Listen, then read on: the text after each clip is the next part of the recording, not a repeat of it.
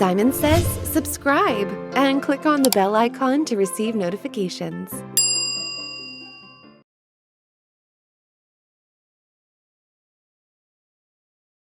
Hello Excel enthusiasts and welcome to our Excel Advanced training course. My name's Deborah Ashby, I'm a Microsoft MVP, and in this course we're going to explore the exciting world of advanced Excel techniques.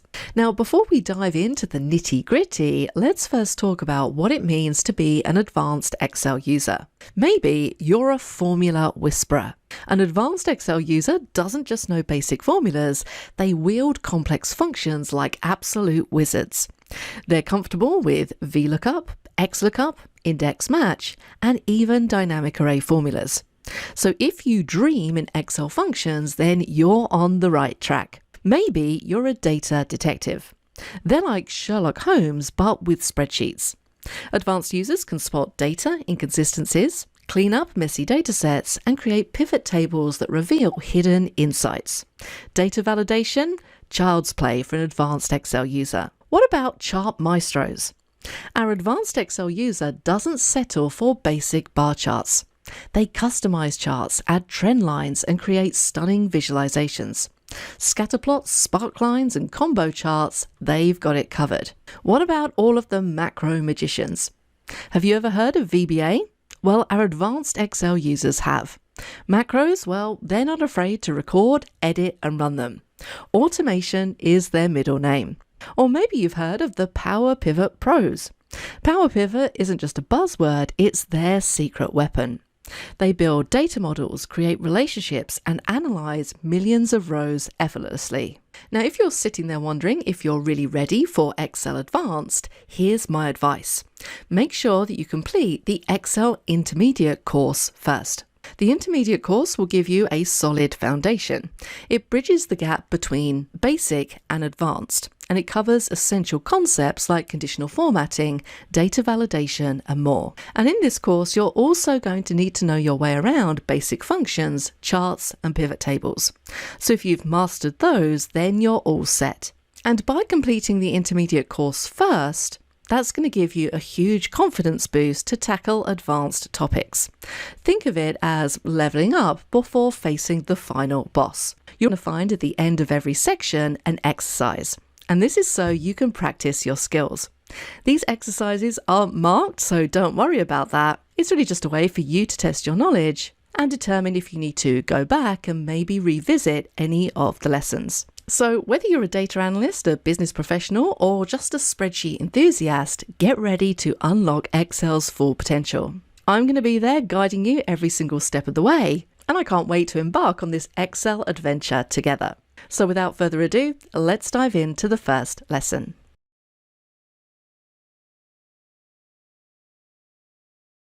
It's time now to do our first exercise of the course. And this exercise is a little bit different to all of the other exercises in this course. And that is because we've only just started, we've only just gone through the introduction, so there isn't really anything to practice. So really, I just want you to check a couple of things before we begin. So I'd like you to ensure that you have completed the Excel 365 Intermediate course, or you already have Excel Basic to Intermediate skills. You're going to need those as a solid foundation in order to run through this Excel Advanced course. And then the next thing I'd like you to check is that you've downloaded the course and the exercise files and stored them somewhere safe on your PC. You're going to need those throughout the balance of this course to refer to and to practice with. That's it for this first exercise. Check those two items, and then it's time to dive in to section 2.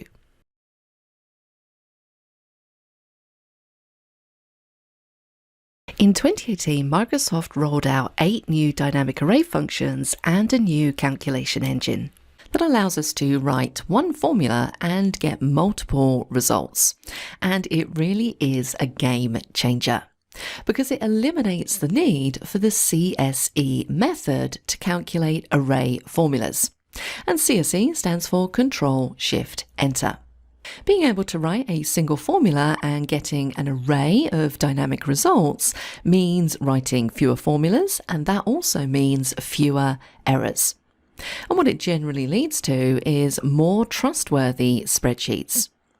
So dynamic arrays make formulas much easier to write, and they solve some really hard problems in Excel.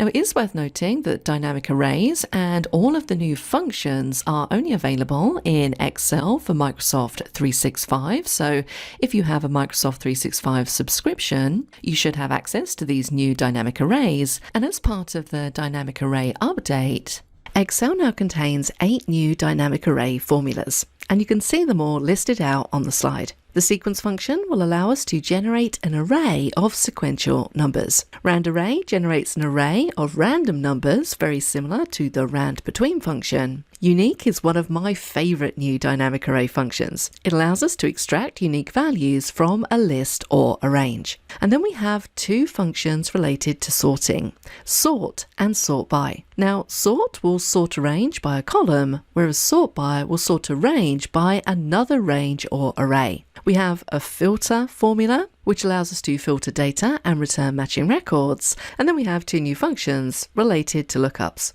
So XLOOKUP is the natural replacement for index and match. So if you've ever struggled getting your head around index and match for complex lookups, then XLOOKUP is going to be your best friend. And we also have its sister function, XMATCH. This is a more complex version of the match function with more functionality. So what we're going to focus on in this section is just going through each of these new dynamic arrays so you understand how they work and how they can be helpful to you.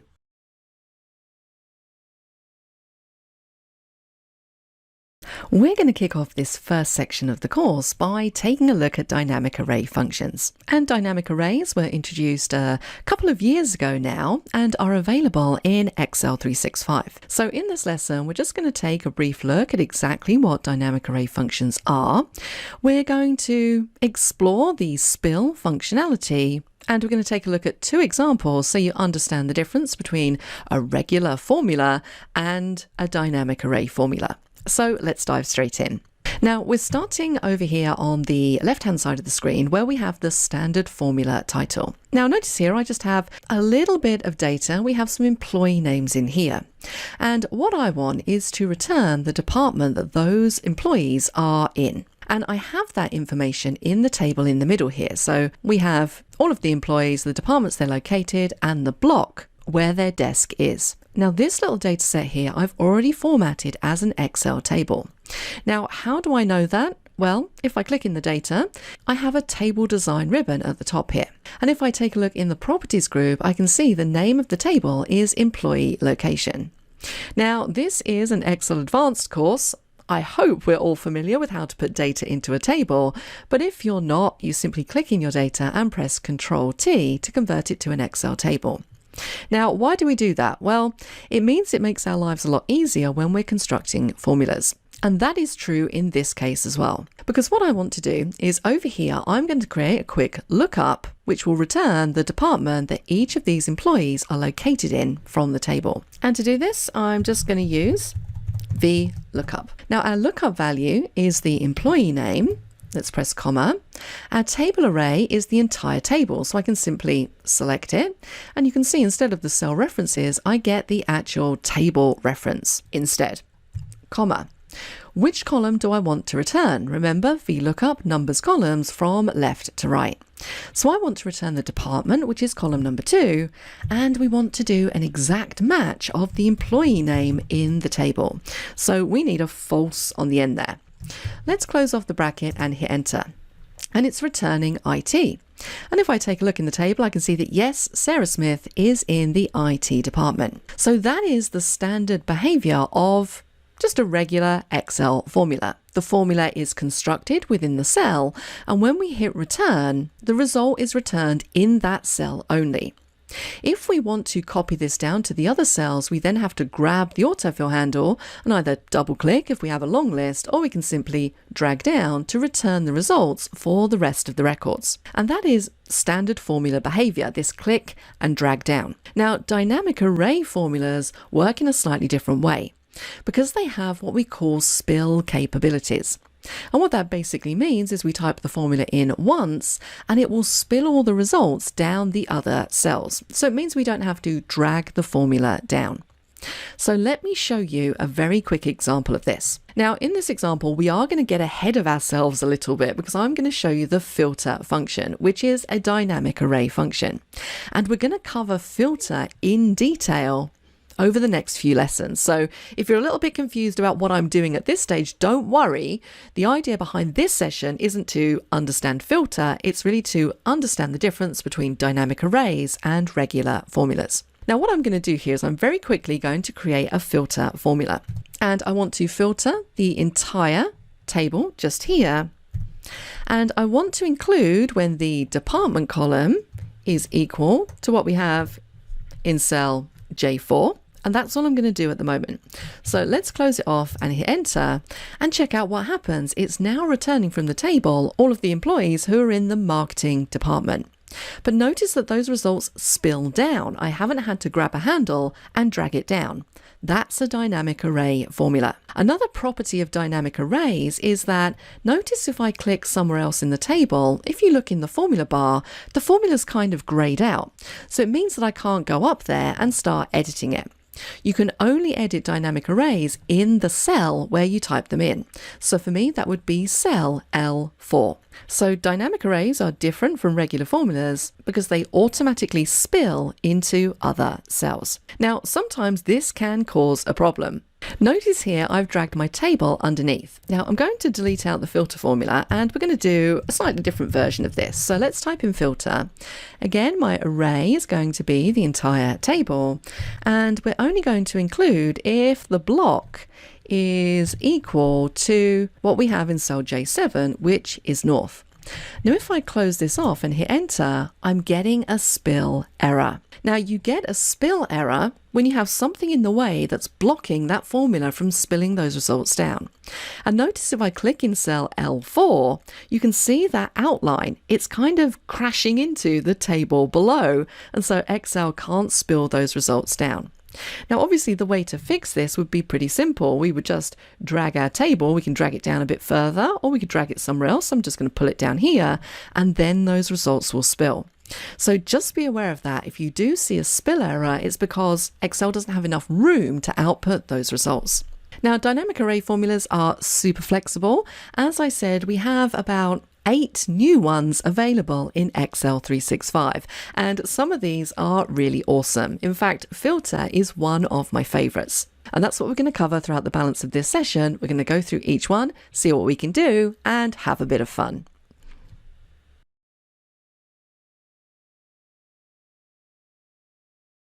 The first dynamic array formula that we're going to look at is definitely one of the most useful and one I find myself using all the time in lots of different situations, and that is the unique function. Now, what unique allows us to do is produce a unique list of values. So let's take a look at an example so that you can understand a little bit better. Now, in column B, I just simply have a list of different country names. Now, these countries have repeats in them. They have duplicates. So you can see here we have UK repeated a few times, we have USA a couple of times, Germany, so on and so forth. So this wouldn't be described as a unique list because of those duplicates. Now, before we had dynamic array functions, if I wanted to just have a list of all of the unique entries here and remove the duplicates, I would use the Remove Duplicates tool on the Data ribbon. So if we go up to Data, we have a Remove Duplicates button. Now if I click this, it's going to say, do you want me to remove the duplicates from the country column, which I do. Click on OK. It's found 8 duplicates and 9 remain. So when I click on OK, I now have a unique list of all of those countries. So that is how historically we've always dealt with that scenario. Now the problem with this is that it does actually remove the duplicates from the list. You might want to keep them in there. And also because it is a command we click on the ribbon, it means we can't really combine it with other formulas to make it more useful. So that is where unique comes into its own. So I've just undone this to put all of our countries back, because what I can now do instead is type in equals unique, and then we simply have one mandatory argument, which is array. The other 2 arguments, which we are going to explore in the next lesson, are optional because they're in square brackets. So all we need to do here is select the array, close the bracket, hit enter, and it's going to produce a unique list. Again, because this is a dynamic array function, if I'm clicked in a cell down here, the formula is grayed out in the formula bar. If I wanted to edit this, I could simply click up here. So really nice and simple.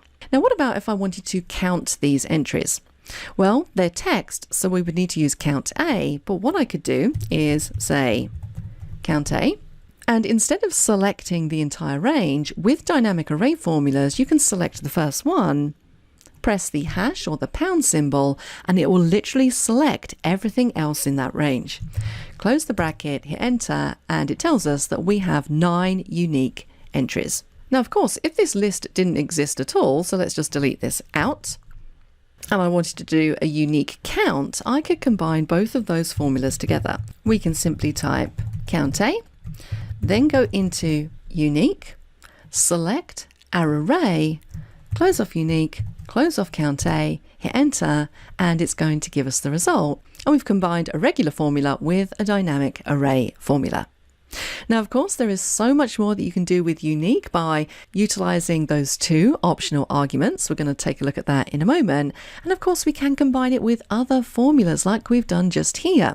And it really becomes powerful when you start using it in things like data validation drop-down lists. Again, we're going to explore all of this throughout the balance of this section. So let's dive into the next lesson.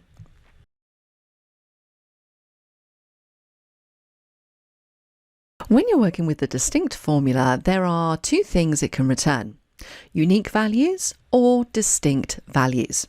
So what exactly is the difference between those 2? Well, that's what we're going to explore in this lesson. And again, we're keeping our data set very simple for these examples, so everything is really easy to understand. I have a list of countries just here, and we have the population of each of those countries in millions. Now, the first thing I'm going to do here is I'm going to make this dynamic. So if more countries are added onto the bottom, everything will automatically update. So let's press Control T. Yes, my table has headers. Let's click on OK. And I don't like that table style. Let's just have no table style in there. And I'm going to name my table. Let's call this country _ pop. Now, the first thing we're going to do is we're going to do a unique that returns distinct values. And it is worth noting that the distinct option is the default for the unique function. Now, let's construct a formula that returns the distinct countries. And it is worth noting that distinct is the default. So if we type in unique, let's select our array because we want a distinct list of the countries, comma. Now we move into our optional arguments. And the first optional argument is by col. So we need to tell Excel if we want to return unique columns or unique rows. Now we want to return unique rows because our countries are listed in the rows. So we need a false in there. And then the final option, this is where we're defining if this is a distinct or a unique formula. Now, we haven't really discussed what the difference is between these 2, so this seems like a good point to do that. What distinct means is that it will return a list of all of the distinct items. So pretty much like when we did the first unique, it's just going to look at our list of countries and just return one of each. That's a distinct list. Whereas unique will return only the countries that appear once in our selected range. So that's the difference between the 2. Now we're doing distinct in this example, so we also need a false on the end there. And what you'll find is if we close the bracket and hit enter, we're going to get what we got in the last lesson when we just did unique without any of the additional arguments. And that is because distinct is the default, so this is exactly the same. We have 9 distinct countries.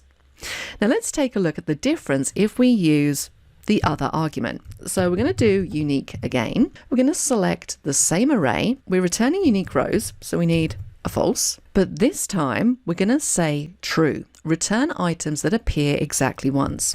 So if we have true as our argument on the end here, the list is completely different. And that's because now it's only returning items that appear exactly once in this list. So Australia is in here only once. New Zealand, South Africa and Brazil, those aren't repeated at all throughout the selected range. And just to finish up so you can see how this works when we have new countries added to the table, I'm going to click at the bottom here and let's add in, we're going to go for Spain. Now check out what happens to both of these lists when I press tab. You can see that Spain has been added to the bottom of both of them. It's added to distinct because it's another distinct country, and it's also added to unique because Spain currently appears only once in the table. But if I was to add another entry, and let's do Spain again, you'll see that it disappears from the unique list, but it still stays in the distinct list. So hopefully that illustrates to you the difference between these two. Both of them equally as useful in different situations.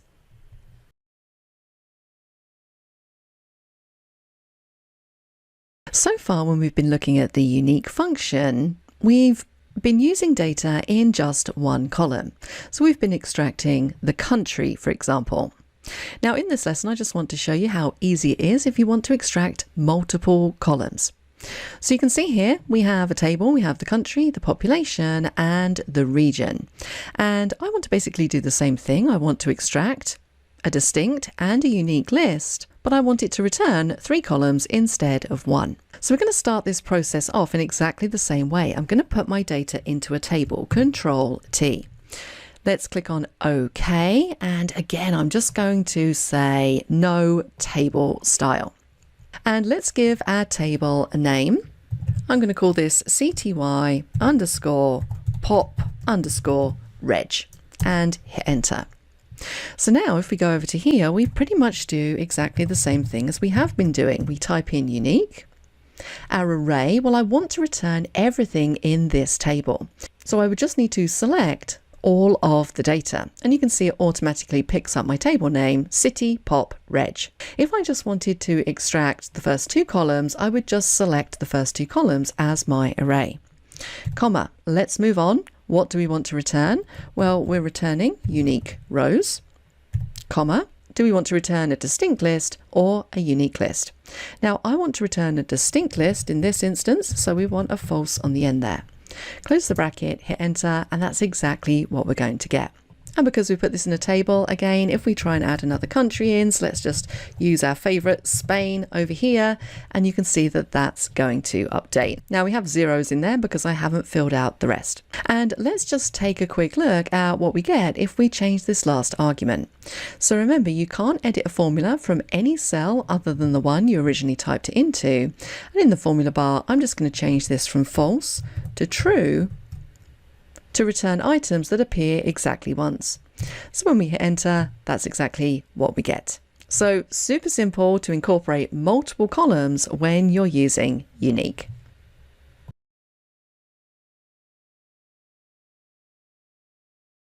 In this lesson, we're going to take a look at how we can extract unique and distinct values by column. And this is the other argument of the unique function that we haven't yet looked at. So I just want to show you this just to round out this section on unique. So let's take a look at our data. Now at the top here, I have a table that lists out 8 packs of crayons. And each pack of crayons has 6 crayons in it, and we can see the color of each of those crayons. Now in the tables below, I want to return a distinct and unique list of these packs of crayons. So let's start out with distinct. So I'm going to click in here and let's type in unique. And the first argument is array. Now I'm going to select just the crayon colors. Now the reason why I'm not including the heading in there is because each one of these headings is unique from the other. So if I included those in this unique formula where we're doing a distinct option, it would just return every single pack of crayons. What I want this formula to do is to look at each column that we have here, compare it with other columns and show me only a distinct list of packs of crayons. Now let's press comma, because this is the argument that we want to use. This time we want to return unique columns as opposed to rows. So we need a true in there, comma. And we're doing a distinct, so the last argument is false. Let's close the bracket and hit enter and check out what we have. It's returned all of the distinct packs of crayons. So if we take a look at this, I can see that that matches pack 1 above. Pack 2 matches what we have below, so does pack 3. This is where a change comes. So pack 4, if we take a look at the crayons included in this pack, you can see that that is exactly the same as what we have in pack 1, so it hasn't been included in our result. All of the rest of these are fine, again, except pack 8, because the crayons we have in pack 8 are exactly the same as the crayons we have in pack 2. So this pack has also been excluded from our results. So we have 2 packs excluded, pack 4 and pack 8, which is why we're getting a shorter list. And we have 2 empty columns on the end. Now, of course, this doesn't bring across those headings, so you'd need to go across and pull those through yourself. So I'm just going to quickly grab these. Now, there are ways that you could get this to pull through using lookups, but this lesson isn't about that. So we're just going to manually add these in just to get this looking nice and tidy. So those are the distinct packs of crayons. Now this works exactly the same if we're doing a unique instead, but this time it's only going to show us the packs of crayons that appear once. So once again, let's select our array, comma, we want to return unique columns, so we need a true in there, and this time we want another true because it's only going to return items that appear exactly once. Let's close the bracket, hit enter, and again we get a much shorter list. So these are the packs of crayons that appear only once in that table. So that's going to be pack 3, pack 5, and packs 6 and 7. So that is the by column argument of unique.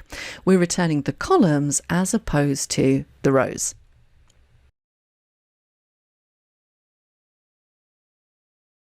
It's time now to move on to another dynamic array function, and that is the sort function. Now, sort does exactly what it says on the tin. It allows us to sort our data by 1 or more columns. And you're probably familiar with sort because we've had the sort option available in Excel for many, many years. But the sort function exists on the Data tab, in the Sort and Filter group, or we can right-click in our data and we have sort options just here. So sort A to Z, sort Z to A. But now we also have sort available as a dynamic array function. And that means that we aren't limited to just sorting our data in place. We can output our sort results to any cell in the spreadsheet. It also means we can combine sort with other formulas to make it a little bit more powerful. So let's take a look at how sort works. Now in the first example, we're just going to do something really simple. Notice we have a table here that lists out some athletes, the country those athletes are from, their bib number, and the medal they achieved. So what I'm going to do over here is we're going to type in equals sort. Now notice we have 4 arguments, but 3 of those are optional. Only the first argument, the array argument, is mandatory. So in this first example, we're just going to select the array that we want to sort. Now I want to sort all of these records and all of the columns, so let's select everything in there, and that's all I'm going to do. I'm going to close the bracket and hit enter, and it's going to sort those results. Now it's worth noting if you don't specify any other arguments, it's going to sort by the first column, and it's going to sort A to Z. So you can see here it's sorted by the athlete column, Austin is first and Willie is last. Now it might be that that sort order is perfectly fine for you, but what about if we want to be a bit more specific about which columns we want to sort by, and also which way we want to sort, either ascending or descending? Well, let's do it again. I want to sort by the country column this time in descending order. So let's type in equals sort. So our array is the same thing. We're going to select all of the records, comma. It's now asking for a sort index. Now, whenever you see index in an argument, it requires you to enter 1, 2, 3, 4. So all we need to do here is specify which column in the table above we want to sort by. And if I want to sort by the country column, that is column number 2. So that is our sort index, comma. Now we get to define our sort order, ascending or descending.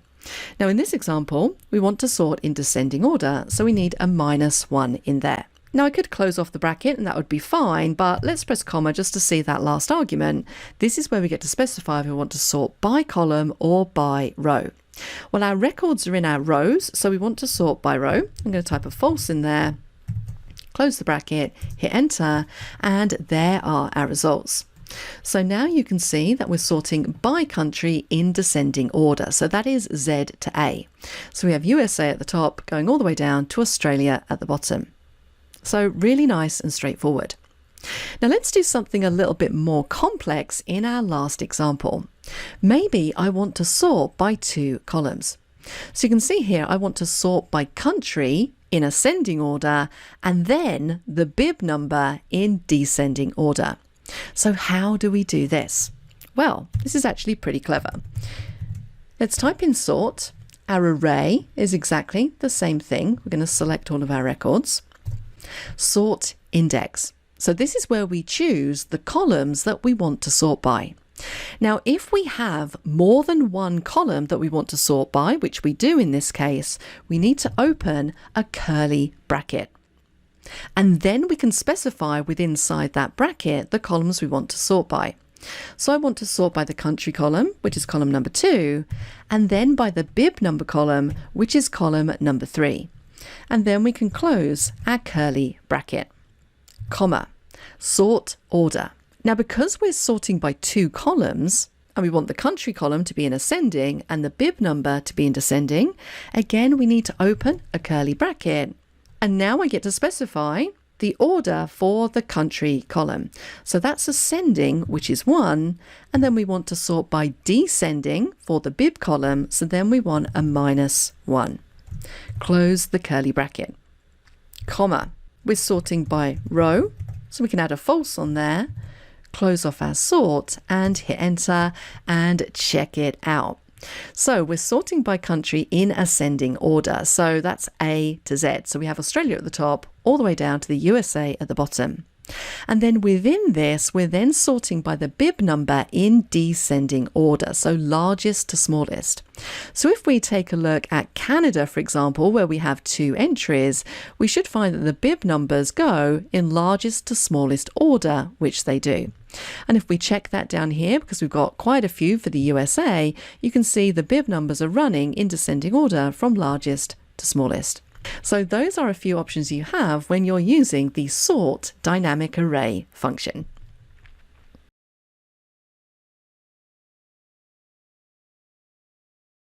In this lesson, we're going to take a look at how we can use the sort function to do a horizontal sort, because every sort we've been doing so far has been vertical. We've been sorting by the row. So this time we're going to practice sorting by column, and the way that we're doing this is more like in the form of an exercise, because we have a problem that we need to solve. And you can see underneath I've listed out the steps because there are a few different things we're going to do here to get to our end result. Now what we're trying to extract from this table of data is which actors have been in the same movie together more than once. And you can see that we have various different movies listed down in column A, and then for each movie, let's take this first example of La La Land, we have the 4 main actors who are in that movie. Now what I'm going to do is I'm going to grab these headings for the actors, Control C, and I'm just going to paste these over here. And let's drag that in a little bit. Now, if we were to just look at our data here, it's really difficult to tell which actors have been in the same movie together more than once. So we're going to do a little bit of sorting, and we're going to use a couple of other functions as well, such as text join. So this is a nice little introduction to a new function. Now in the steps below, it says sort the data horizontally in ascending order. So let's do that first of all. Now, when we're sorting this time, instead of sorting by the column, we actually want to sort by the row. So over here, I want to have the actors listed out for each movie, but I want these sorted in ascending order, so alphabetically. So for La La Land, I would expect Emma Stone to appear first when we run our sort. So let's go over here. I'm going to type in sort. Now our array this time is just going to be this first row of names. Comma, sort index. Now, sort index relates to when we're sorting by column. We need to provide the column we want to return, 1, 2, 3, 4. Now, we're not sorting by the column in this example, so we're going to press comma just to skip over that argument. Now we can specify if we want to sort in ascending or descending. Now, I want to sort in ascending order, so we want a 1 in there, comma, and now we get to define if we're sorting by column or by row. So in this case, we're sorting by column, so we want a true in there. Let's close the bracket, hit enter, and check out what we get. So now we have the actors for La La Land listed in alphabetical order. So I can simply drag this down and apply that formula to the rest of the rows. So this is looking slightly more organized, but it's still a bit difficult for me to see which actors have been in the same movie together more than once. So the next thing I'm going to do is I'm going to join the text in each row together. So effectively, for the first one here, I want one cell that just lists out all of the actors' names. And I don't need to separate them with commas or anything. I just want them all in one cell. So to do that, we're going to use the text join function. So if we go back up to our formula, we're just going to add text join on the front just here. Now, the first argument of text join is the delimiter that we want to use to join these names together. So often you'll put something in there like a comma space or a dash or something like that. Now, in this example, I don't want anything separating the names, so we're just going to press comma to skip to the next argument. Do we want to ignore empty cells? Well, we don't have any empty cells in our data set, but it doesn't hurt to have true in there, so let's just put that in, comma. Now it's asking for our text. Now, the sort function is generating our text, so all we need to do is click at the end here and close off our formula. Let's hit enter and see what we get. Now, if I double click, you'll now see that for this first one, all of those names have been smushed together in one cell. So I'm going to copy this down like that, and we now have everybody in one big long list. Now, the next step here is to sort the data A to Z. Now, we're going to use the regular sort to do this. But the thing I'm going to do first is remove the formulas from underneath all of these actors' names. So we're going to select the cell range, Control C to copy, and then we can use the new keyboard shortcut in Excel 365, Control Shift V. And what that will do is it will paste values only. So now if we click in any of these cells, if you look in the formula bar, there's no formula there. It's thrown away the formula and it's just kept the text. So now we can select all of these, go to the Data tab, and I'm going to sort them A to Z. Now it's saying expand the selection because it's recognizing that I have Actor 2, Actor 3, Actor 4. Now I want to continue with the current selection. Let's click on Sort, and it's now sorted all of those records. Now again, this is getting a little bit easier to see, but to make it super obvious, we're just going to highlight where we have exact duplicates. So we're going to select everything in here. We're going to go to the Home tab, Conditional Formatting, highlight Cell Rules, and we're going to say Duplicate Values. And there we go. So now I can see that James Franco, Jonah Hill, Michael Cera and Seth Rogen have been in the same movie together more than once, and the same for Kate Winslet, Miles Teller, Shailene Woodley and Theo James. So that is how you can use sort to do a horizontal sort. And we really expanded on that in this lesson by throwing in there text join and a couple of other techniques we can use to effectively solve a problem. And this is what you'll find as you develop Excel advanced skills. A lot of the time it's not knowing the formulas specifically, but knowing which formulas to use in order to solve a problem.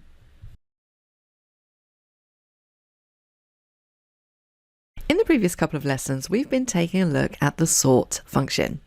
So now it's time to move on to taking a look at the SORTBY function, which is another dynamic array function. Now, sort by is pretty similar to sort, but it allows us to sort by multiple columns, and instead of using index numbers, it uses column names. And I will say that if you can understand how sort works, then you're going to pick up sort by in no time. So let's take a look at our data. Here we have a list of books, the authors, the genre that those books belong to, and then some additional information like when it was first published. And then we have the number of 1, 2, 3, 4 and 5 star ratings for each of these books.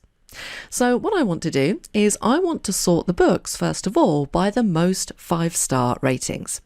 So we want to basically look in this column for the book that has the highest amount of 5-star ratings. But I want to return the book and the author in columns K and L. So for this, we can use sort by. Now, notice here that we have 2 mandatory arguments and 1 that is optional. So the first thing is the array. Now, the way that I remember this is the array that you select is always what you want to return. So I want to return the book and the author. So my array is going to be these 2 columns over here, comma, by array. Now, this is where we determine which column we want to sort by. So even though I want to return the book and the author, I actually want to sort these books by the most 5-star ratings. So the array that I want to sort by is this column just here, the 5-star ratings, comma. Then I get to determine if I want to sort these in ascending or descending order. So I want the most at the top, so that's going to be descending order, which is a -1. If I was to press comma, you can see it goes on to by array too. So if I wanted to sort on more columns in this data set, then I could carry on going. Now I'm just going to do it by this one thing first of all. So let's just close off the bracket and hit enter, and you can see there we go. Now let's just do a quick spot check to make sure that this is right. So it's telling me that the book with the highest number of 5-star ratings is Harry Potter and the Prisoner of Azkaban. So if we take a look at this 5-star column, because we have a small data set, it's quite easy to find. And I can see that this is the one with the highest. We have 1,000, and that is in fact that book. So this looks to be working pretty well. So a pretty straightforward formula. Now let's delete that formula out and let's sort by 2 different columns this time. Let's sort by genre A to Z and then author. So we're going to do sort by our array. So again, that's just the columns that we want to return, which is these 2. We then need to determine what we want to sort by first. So I want to sort by the genre first of all. So we're going to select the genre column, comma, what's the sort order? So let's go for ascending, comma. Now we can choose another array. So by array too. So if I then want to sort by the author name, I can simply select that column, comma, and then determine my sort order. Now notice when you get onto sort order 2, it doesn't actually bring up the menu underneath saying ascending or descending, which is a little bit strange, but hopefully you can remember these. 1 is ascending, -1 is descending. Now that's what I'm going to put in, but check it out. We could carry on going. So if you wanted to sort by 10 columns, you could definitely do that. We're going to stick with 2. Let's close off our sort by, hit enter, and there we get our list. And if I think to myself, actually, I don't want to sort in that order, I want to sort the other way around, I'm going to go and edit my formula, and we're just going to turn these into -1s to make them sorted in descending order, hit enter, and it switches everything around. So that's more like what I wanted to see. So that's how sort by works. Really simple, not that much different from sort, except we're providing an actual column as opposed to providing index numbers, and it's a lot easier to sort on multiple columns.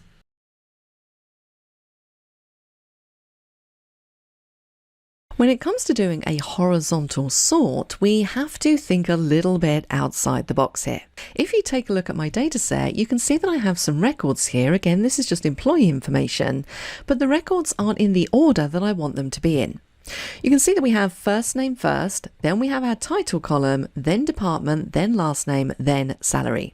And I actually want these to be sorted by title, first name, last name, department, and then salary. So to get these names to sort in this correct order, we're going to need to do a horizontal sort. Now, there aren't any options or arguments within the SORTBY function that allows us to specify if we're doing a horizontal or a vertical sort. So we need to go about this in a different way. Now, a method that I find quite quick is to simply number the columns in the order that we want them to appear in. So if I take a look at my data set, I want the title to be first. So underneath, I'm going to type a number 1. I then want the first name next, so that's going to be 2. Last name is going to be 3. Then I want the department, which is 4, and then salary, which is 5. So I have these numbers at the bottom, and I can now utilize those in my sort by to get the correct result. So let's type in equals sort by. The array that I want to sort is all of the names, but we're not going to include the numbers at this stage, comma, by array. This is where we select our numbers at the bottom, comma. Now we need to specify if we want to sort those in ascending or descending order. And because we're sorting by the numbers, if we sort in ascending order, it's going to go from 1 to 5. If we do descending, 5 to 1. So let's type in a 1. Let's close our bracket, hit enter, and like magic, we have our records sorted correctly. We now have the title, the first name, the last name, the department, and then the salary. So I think this is a really cool way to perform a sort by. Now, if you're happy with your sort and you don't actually want these numbers to show, there are numerous different things you could do here. If you weren't particularly interested in keeping the sort by formula underneath, maybe this is just a static table that you're going to use in some analysis, then you could simply select the entire data set, Control C and then Control Shift V to paste the values only. Once you've done that, you can simply delete out these numbers because the formulas no longer exist in the table, and so we won't get reference errors if we delete out this row. The second thing you could do is simply hide this row. So we can right click and we can go to hide, and that's going to get rid of it, but our formula still works. And I'm just going to unhide that row again. The third method we could use is we could use custom formatting simply to mask these numbers. So if I select them and press Control 1 to open up the Format Cells dialog, if we go to Number and down into Custom, if you ever want to hide anything in a cell, you can simply type in 3 semicolons, click on OK, and it's going to hide those numbers. Now let's undo, because what you'll also notice is because I've put these at the bottom, this kind of impedes this data set growing. If I want to add another record onto the bottom, I'd move this down and then it might mess up my formula. So what I would probably do instead is put these at the top. So I'm just going to move them up here, and you can see that the formula actually updates. So it now says B3 to F3. Now another thing to note is currently if I was to start to try and add other records into the bottom, notice that it's not actually updating in the formula. And that's because my data set isn't in a table. So that illustrates quite nicely the importance of putting all of your data sets into tables first. It just means that if they change, then your formulas are going to all stay up to date.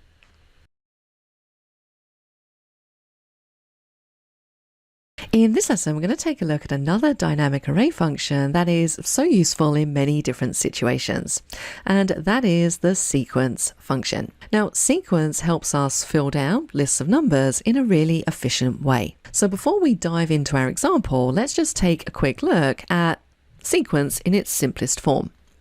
So I'm just going to type in sequence somewhere over here. And notice that we have 4 arguments, but only one of those is mandatory, the first argument. Now, in this example, we're going to use all of them. So let's say that I want to just quickly fill down numbers from 1 to 10. The first argument here, rows. Well, I want 1 to 10, so we're going to have 10 rows, comma. How many columns do we want to fill these numbers down in? Well, I just want them in one column, so we need a 1 in there. What's my start value? Well, if I wanted to go from 0 to 10, I could do that. I want to go from 1 to 10, so my start value is 1. And then what's my step value? How much do we want it to go up by each time? Well, my numbers are consecutive, so the step value is going to be 1. So if I close the bracket and hit enter, you can see that's exactly what I get, 1 to 10. So this saves us from typing in the first 2 numbers and then using the fill handle to drag down. Now, I will say that for small sequences like this, it might be quicker just to do the more manual method, but imagine if you had 20,000 rows of data. You really don't want to be spending your time dragging your mouse down from 1 to 20,000. That's going to give you a wrist ache. Of course, there are other methods we can use to fill down numbers, such as fill series, but sequence is a really quick way of doing this. Plus, it's a dynamic array function, which means it's more flexible and we can combine it with other formulas. Now, let's just double click and let's just edit this so you can see another example. Maybe this time I want 15 rows, and maybe I want to have 4 columns. And my start this time is going to be 5, and let's say I want to step by 10 each time. When I hit enter, that's exactly what I get. I get 15 rows, 4 columns, we're starting at 5, and each time we change numbers, it's going up by 10. So that is the basic premise behind the sequence function. And there are so many different scenarios in which you can use sequence, so let's take a look at a practical example. Now over here you can see that I have a list of training courses, and I've decided that I want to complete a different training course every Friday starting on April the 5th, 2024. So what I want to list out here in this training dates section are all of my training dates. So these are going to be dates from every Friday. This is the start date, and then I want to add in the course I'm going to do. So we can use sequence to help us fill in these dates. So let's type in equals sequence. Now, when it comes to rows is where we enter in a number for the number of rows we want to fill down. Now again, I have a reasonably short list of training courses, so I could simply just count them and enter the number. If you have a very, very long list, you're not going to want to spend time counting. So let's get Excel to count the rows for us. So we're going to go straight into account A, and I want to count the training courses. Close the bracket. We're now back into our sequence function. How many columns? Well, we're just filling the training dates down in one column. So we want a 1 in there. What's our start value going to be? Well, our start value is going to be the start date. That's when we're starting the first training course. Now, I want to list down training dates that are every Friday, starting on the 5th of April. So my step value is basically going to be 7, because we're going up by 7 days each time. If I wanted to go up by 2 weeks, I would have a 14 in there. So we're going to add 7, close the bracket, hit enter, and notice that we get our list. It looks to be the right length, but these numbers currently aren't formatted. So all we need to do here is go up to number formatting and change these to short date format. And what we should find is that the first training date is the same as the start date. That's the date we're starting the first course on. The next training date is a week ahead, so it's the next Friday, so on and so forth through all of these dates. And then of course I can just come in and I can assign which courses I want to do on those dates. So let's just copy and paste these across, Control C, Control V, like so. And now I have my training course schedule using the sequence function.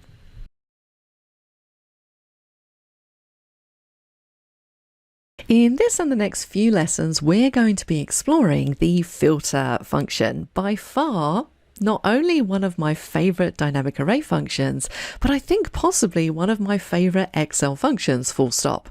And the reason why I love filter so much is because it's so versatile and so useful. And we're going to dedicate the next few lessons to taking a look at filter, because it has quite a few different options that you need to understand, because each one of those options will give you a different result. Now, let's first start out in this lesson by understanding what the filter function is and why we might want to use it. Now, historically, when it comes to filtering, most of us have been used to using the filter drop-downs. So I have a little data set over here that just shows some students, the exam they took, the grade they achieved, and the date. So if I click in the header up here, I can go to data and I can turn on filters. So if I wanted to see all of the students that sat the French exam, I can simply select it, click on OK, and it's going to filter those results. Now, there's a couple of issues with this. Notice that when I filtered these results, some of the other information I had on this worksheet disappeared, because filtering hides the rows. You can see here the row numbers have turned to blue, and that really lets us know that we have hidden rows amongst these. So it's hidden some of the items that I had in column G, which on some worksheets, that's not going to be practical. So let's undo, and I can now see those back again. The other drawback with filter drop-downs is that we can only filter in place. As in, when I apply my filters, the filter will apply exactly to the table of data. I can't choose a filter and have it output the results anywhere else in the worksheet. And also with filter, once I filter my data, aside from maybe doing a sort on top of that, there isn't really a great deal else I can do with those filtered results. And that is where the filter function comes in, because it kind of solves all of those issues. With the filter function, we can output the results of a filter to anywhere in our spreadsheet because we're using a dynamic array function. We can perform more complex filters, and we can combine them with things like data validation, which is exactly what we're going to do in this lesson. So let's start out with just a very basic filter. Now, notice in column G here, I have exam, date, and grade. So what I want to be able to do for this first example is select an exam from a drop-down list, and I wanted to filter the results from this table and output them over here. So the first thing to do is to set up our data validation. So I just want to list out all of the exams once. So I want a unique list of all of the exams. And we've spoken about unique quite a bit so far in this course. So what I'm going to do somewhere over here is I'm going to type in unique, and I'm going to select all of the exams. Control-Shift down arrow. Remember, if you want this to be more dynamic, you can put it into a table. I haven't in this instance. So now we have a unique list of all of the exams. So we only actually have 4 exams that these students took: French, English, Maths, and Science. So now that we have the unique list, I can create a data validation drop-down. So up to data, across to data tools, and we want to select data validation. Now we're going to create a list, and our source for this list is over here. Now I could use my little pound trick like that because we're using a dynamic array function. Let's click on OK, and you can now see that I have a drop down with all of those exams listed out. Now I'm only going to do a data validation drop down for the exam in this lesson. We will create others as we progress through the lessons on filter. But let's just do a very basic filter first of all. So I'm going to select Maths from here. So what I want to do effectively is use what we have in the filter to produce a filtered list of all of the students that sat the Maths exam in columns I to L. So let's type in equals filter. We have 3 arguments here. The first 2 are mandatory, the last one is optional. So the first thing it's asking us for is the array that we want to filter. Now I want to return all of the information for the student. So I want to see the student name, the exam, the grade, and the date. If I was only interested in student and exam, I would only need to select those columns. But because I want everything, my array is going to be everything. Control-Shift down arrow to select everything, Control backspace to jump back up, comma. Now we specify what we want to include. So what do we want to filter? Well, I want to filter for only students that sat the Maths exam. So we're going to say include when the exam, Control-Shift down arrow, is equal to whatever we have in cell G6. So this is going to make this dynamic because the formula will update when we change the exam in that drop-down, comma. If empty. This is the optional argument. This just basically allows us to define what we want to see in the cell if it can't find any records. So I'm just going to say no records. Let's close the bracket, hit enter, check out what we have. I'm now seeing all of the students who sat the Maths exam, the grade and the date. Now notice here the dates aren't formatted, so let's select that entire column and we're going to change that to short date. And the cool thing about this is if this exam changes, so let's select English, you can see all of those results update, same with French and the same with Science. So that is how we can perform a basic filter using the filter function. We're going to carry on taking a look at this over the next couple of lessons, so let's jump across there now.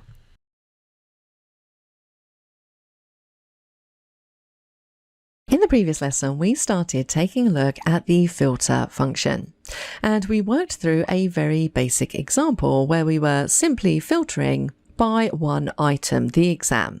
Now, in this example, we're going to take a look at how you can filter with OR logic. Now, what is OR logic? Well, it means that we work into the filter function, return results that equal this or that. So in this example, it's going to be return results that equal Maths or grade A. Now, before we get to constructing the actual formula, we need to do some prep work just here. Now, I've already gone in and I've created a table out of my data set. If you go to the table design ribbon, you can see that I've called it exam results. So by doing this, I've now made my data dynamic because if we add any more students on the end, it means our filter is going to automatically update. Now, the next thing to do is to add in our data validation drop-down lists. So I've already created a unique list over here of the exams in preparation for the drop-down. I just need to do the same for the grades. So in column O, let's type in equals. Again, we're just going to go for unique, and we want to select the grade column. Now, because this is in a table, I can just click the column and it's going to add that in. Notice it's using table references, exam results, which is the table name, grade, which is the column. Close the bracket, hit enter, and now we have those grades.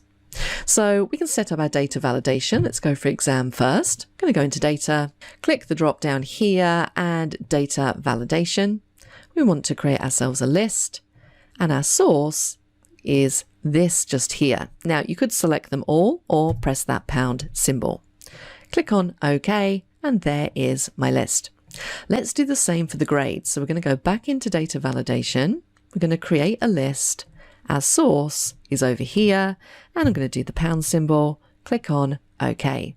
So now I have two really functional lists that I can use to change my filter results. And remember, if you don't want anybody to see these unique formulas over here, you can simply right click and hide those columns. So now let's construct our filter, because we are doing something slightly different here. So our array, what do we want to filter? Well, again, I'm still returning all of the results, all of the columns. I want to see the student, the exam, the grade, and the date. So my array is my entire table. Now I can select my table, or if you have named your table, you can simply start to type it in. So I called mine exam results. There it is. Press tab, and it's going to select the table. Comma, include. Now for this argument, we want to include in our filter anybody who sat the English exam or achieved a grade of D. So we have two pieces of criteria. Now, if you have two pieces of criteria, they need to go inside brackets. So our first piece of criteria, let's open a bracket. We want to include when the exam equals what we have in cell G5, in this case, English. Close off our first piece of criteria. So now, because we're doing an OR, we want to say return those who sat the English exam or achieved a grade of D. The OR logical operator is represented as a plus in between our criteria. So I'm going to add a plus in there, and then we can add in our second piece of criteria. So our second piece of criteria is if the grade is equal to what we have in cell G8. So we're doing an OR here. That's the logic. Close our second piece of criteria. Comma. What do we want to display in the cell if it can't find any results? Well, again, I'm just going to say no records. Close off filter, hit enter, and check out what we have. So it's returning any result where the student sat the English exam or they achieved a grade of D. So here, Lucy Carter, she sat the English exam. Ming Xia, now he sat the maths exam, but he got a grade of D, so he's been included in the results. So you'll see that the students that are included will either have English as the exam they sat or grade D. And again, notice here we need to apply some formatting to our date column. I'm going to change those to short date. So what we can now do is we can go in and we can change these filters around. So now I'm only seeing students who sat the maths exam or achieved a grade E. So that's how you can return results using OR logic and two pieces of criteria.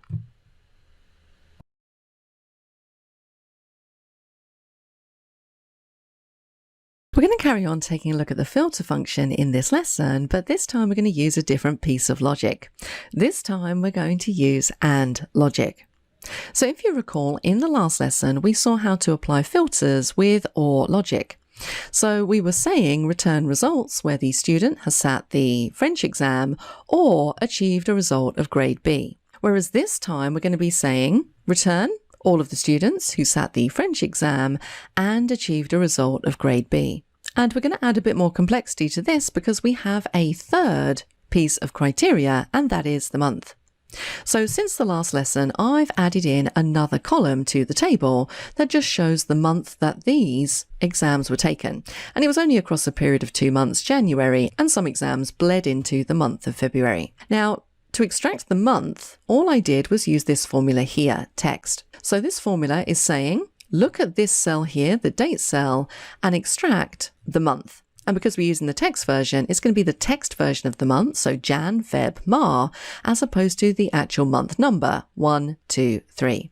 So that's all I did there and copied it down. I then, in column P, just did exactly the same and created a unique list of those months.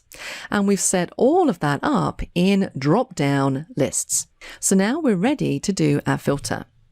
So let's type in equals. We're going to go for filter. Our array, again, we're filtering everything in the exam results table, include. Now, we have 3 pieces of criteria. We need to make sure we enclose them in brackets.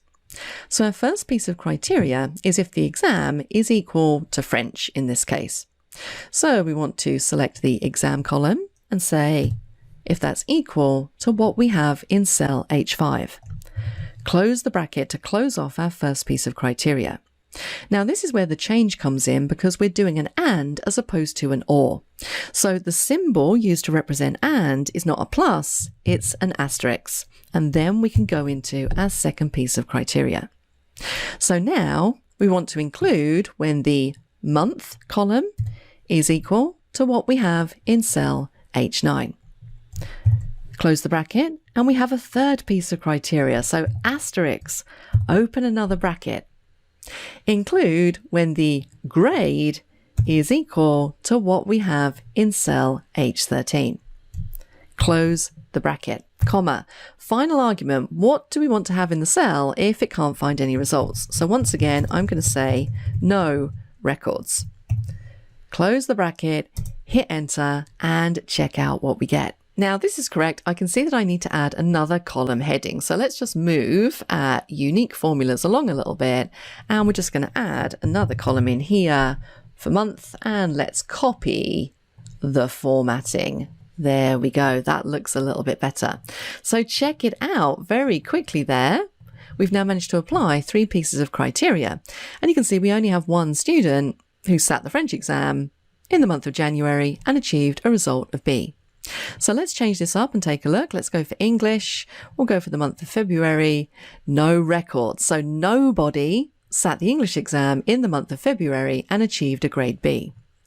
Let's go for maths. I'm going to change this to January.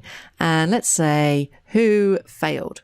Helen Mills failed her maths exam in January. So the difference here is that all of these conditions effectively have to be true in order for us to return this result. That's the biggest difference between and or.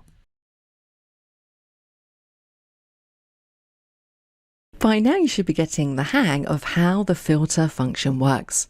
We've seen 3 examples of how we can use the filter function, including how to use it with multiple pieces of criteria and different pieces of logic. Now we're going to carry on in this lesson by taking a look at the equals operator. So this logic is what we refer to as both or neither. So what exactly does that mean? Well, we're going to set up a filter formula that's going to look for just the exams and the grades. And the results that I want to return would either match exactly French and grade E or neither of those. So what it won't return are students who sat the French exam who got a grade A, because it has to be both that we've selected or none at all. So let's see what that looks like. We're going to type in equals filter. Our array, again, this time I'm going to type it in and select it because we do have it set up as a table. There it is, exam results. And we're only doing 2 pieces of criteria. So let's open a bracket. We want to include where the exam is equal to what we have in cell H5. That's our first piece of criteria. We should be reasonably familiar with that. But this time the operator we're going to be using is equals. Let's open another bracket. Our second piece of criteria, we're not going to do the month. We're just going to stick with grade. So let's select the grade column. And that is equal to whatever we have in cell H13. So if I close off filter, and I need 2 brackets in there and hit enter, this is the result I'm going to get. Now let's walk through this so you understand what you're seeing. I currently have a list of students where both the exam they sat was French and the grade was E, and you can see this is a good example of that. So Claire March, she sat the French exam and she achieved a grade of E. If we go a bit further down, you can see Marcus King sat the French exam and achieved a grade of E. So it's including in here everybody who exactly meets both pieces of criteria.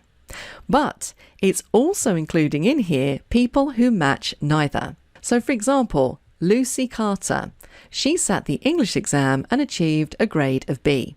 And you can see that both English and grade B are not in either of our current selections. The same here with Ming Xia. He sat the maths exam and got a grade D. Neither of those match what we have selected in our drop-downs. So this is returning exact matches, so both or neither.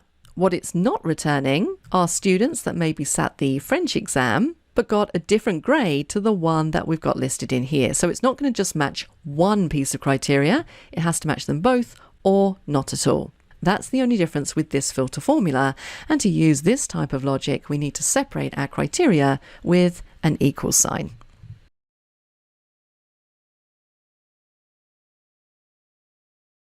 In the last few lessons we've been taking a look at the filter function with various different pieces of logic. And it's time to finish off this section about filter by talking about the minus logical operator. This is the final one that you're most likely to encounter. Now the minus operator basically means one or the other, but not both. So what does that mean in context of our data? Well, let's say that we want to filter our data set by the exam and the grade only. Now if we use the minus operator, what it means is it's going to filter the students who sat the French exam or achieved a grade B regardless of what exam is selected. But what it won't return are students that achieved both of these. So students who sat the French exam and achieved a grade of B will be omitted from the results. So it's one or the other, but not both. So if we type in equals filter, we're going to filter our array, so that's everything in our table, comma. What do we want to include? Well, again, we have 2 pieces of criteria, so we need to put them inside brackets. And the first one is the exam. So we want to include when the exam is equal to what we have in cell H5. Close the bracket. Now this time we're using the minus logical operator, so that needs to go in there next. And then we have our second piece of criteria, which is the grade is equal to what we have in cell H13. Let's close off our criteria, close off filter, hit enter, and there's our results. So if we have a quick check here, you can see that it's included students who sat the French exam and also students who achieved a grade B regardless of what exam they sat. But what you're not going to see in this list are students who achieved a grade B and sat the French exam. So if you take a look at all the results for French, you'll see that none of these students achieved a grade B for French. Let's switch our criteria. So let's go for maths and let's say grade C.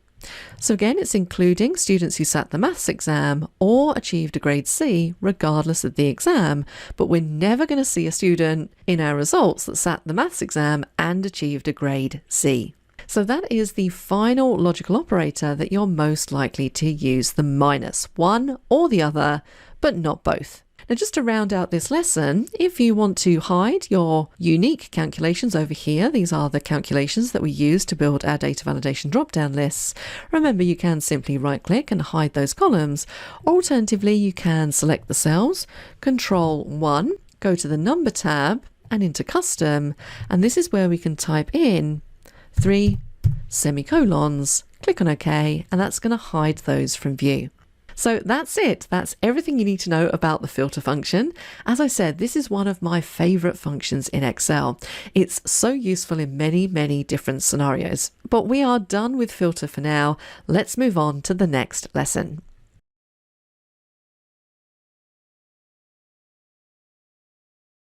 In this lesson, we're going to move on to talking about another dynamic array function, RANDARRAY. And RANDARRAY, in its most basic form, allows us to generate a random series of numbers. And we're also going to discuss in this lesson the RANDBETWEEN function. Now, RANDBETWEEN isn't a dynamic array function, but it does work very similar to RANDARRAY. So I wanted to show you both of these so you can see a clear contrast between the two to enable you to determine which one is going to suit your needs. So let's start out with the dynamic array function, RANDARRAY. Now you can see here we have a small data set for Big Drop Bungee. Now they are a bungee jumping company, and these are the people who are going to be doing jumps for the day. Now we want to determine the jump order, and we want to make this completely random. So effectively, I want to assign a number 1 to 20, and I think we have 20 people in this list. Let's just check. Yes, the count is 20. So I want a number 1 to 20 next to each of these, and I want it to be generated randomly, and we can then sort this so we can see the order of the jumpers. Now, ordinarily, and before we had the RANDARRAY function, we would do this using RANDBETWEEN. But let me show you the problem with RANDBETWEEN. So let's type in equals RANDBETWEEN. Now RANDBETWEEN only has two arguments, bottom and top. So this is going to generate numbers between a bottom number and a top number that we specify. So if I've got 20 jumpers, I want my bottom number to be 1 and my top number to be 20. And if I close the bracket and if I hit enter, we can then drag this down. But check out what happens. You can see that some of these numbers are repeated. For example, we have a number 4 here and a number 4 just here. We have 2 8s at the top. So there's nothing you can do with RANDBETWEEN to tell it to generate unique numbers between 1 and 20. It's just going to randomly generate them, and you run the risk of getting duplicates. So this isn't particularly helpful for us because we want unique values. So this is where RANDARRAY could help us in this particular scenario.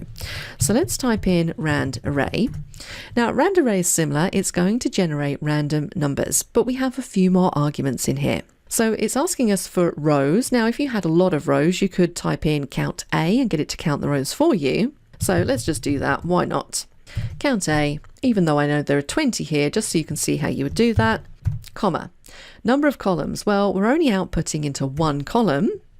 Our minimum number is going to be 1, our maximum number is going to be 20, but then we can define if we want to return a decimal number or an integer. Now an integer is a whole number. Now if I was to choose integer, let's just do true, close the bracket and hit enter. It's generated the numbers, but check it out again, we still have the same problem. So we have 19 just here and 19 just here. We have 2 3s in here.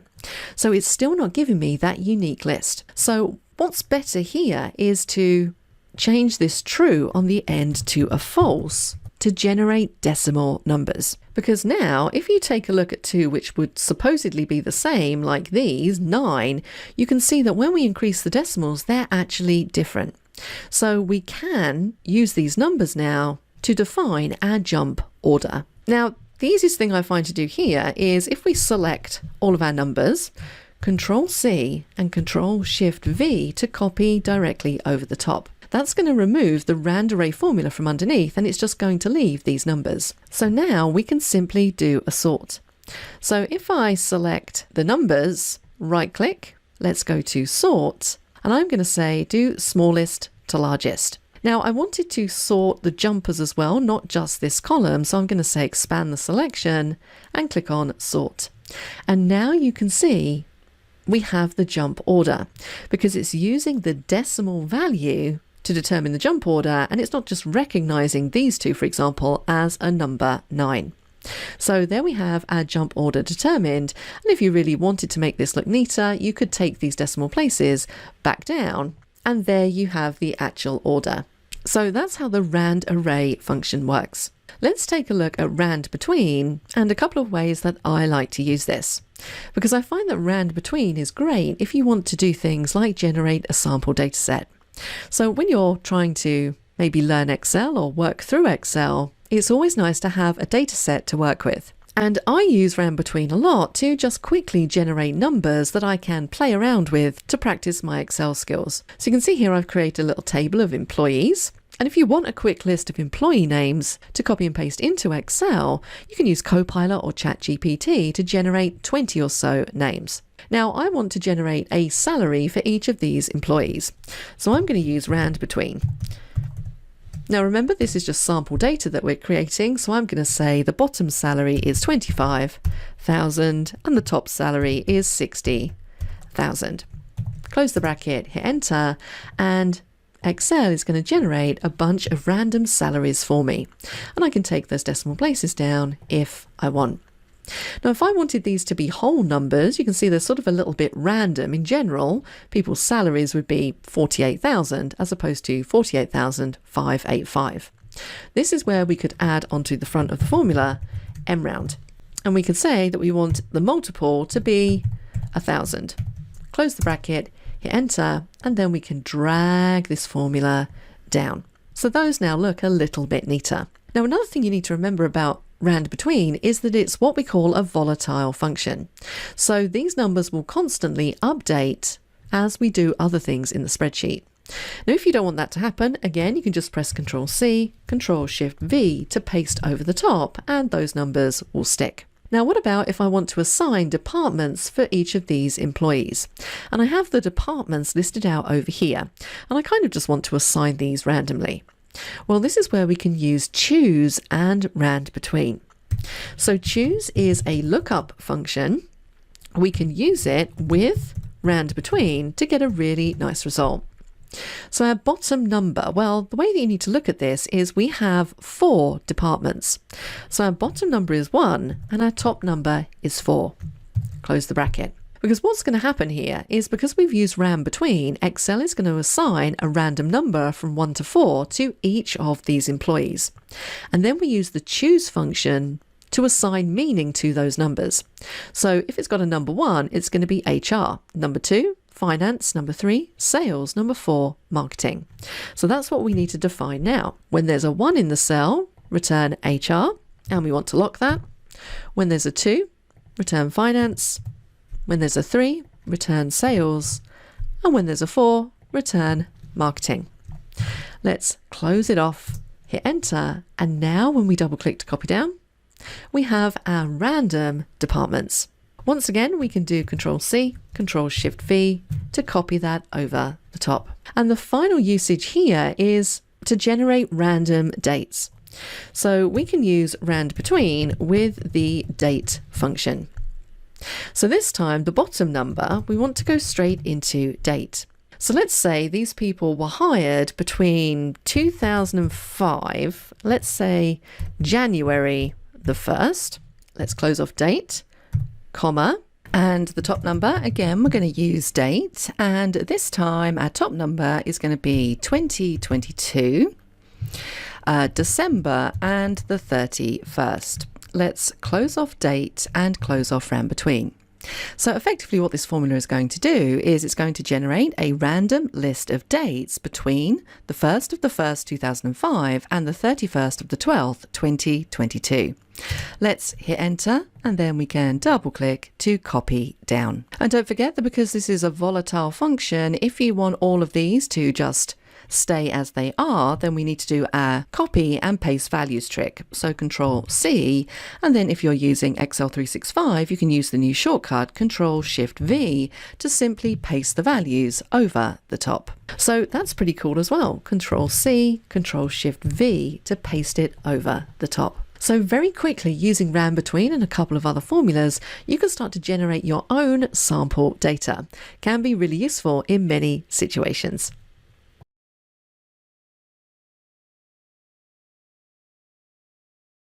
XLOOKUP is by far one of the most popular dynamic array functions.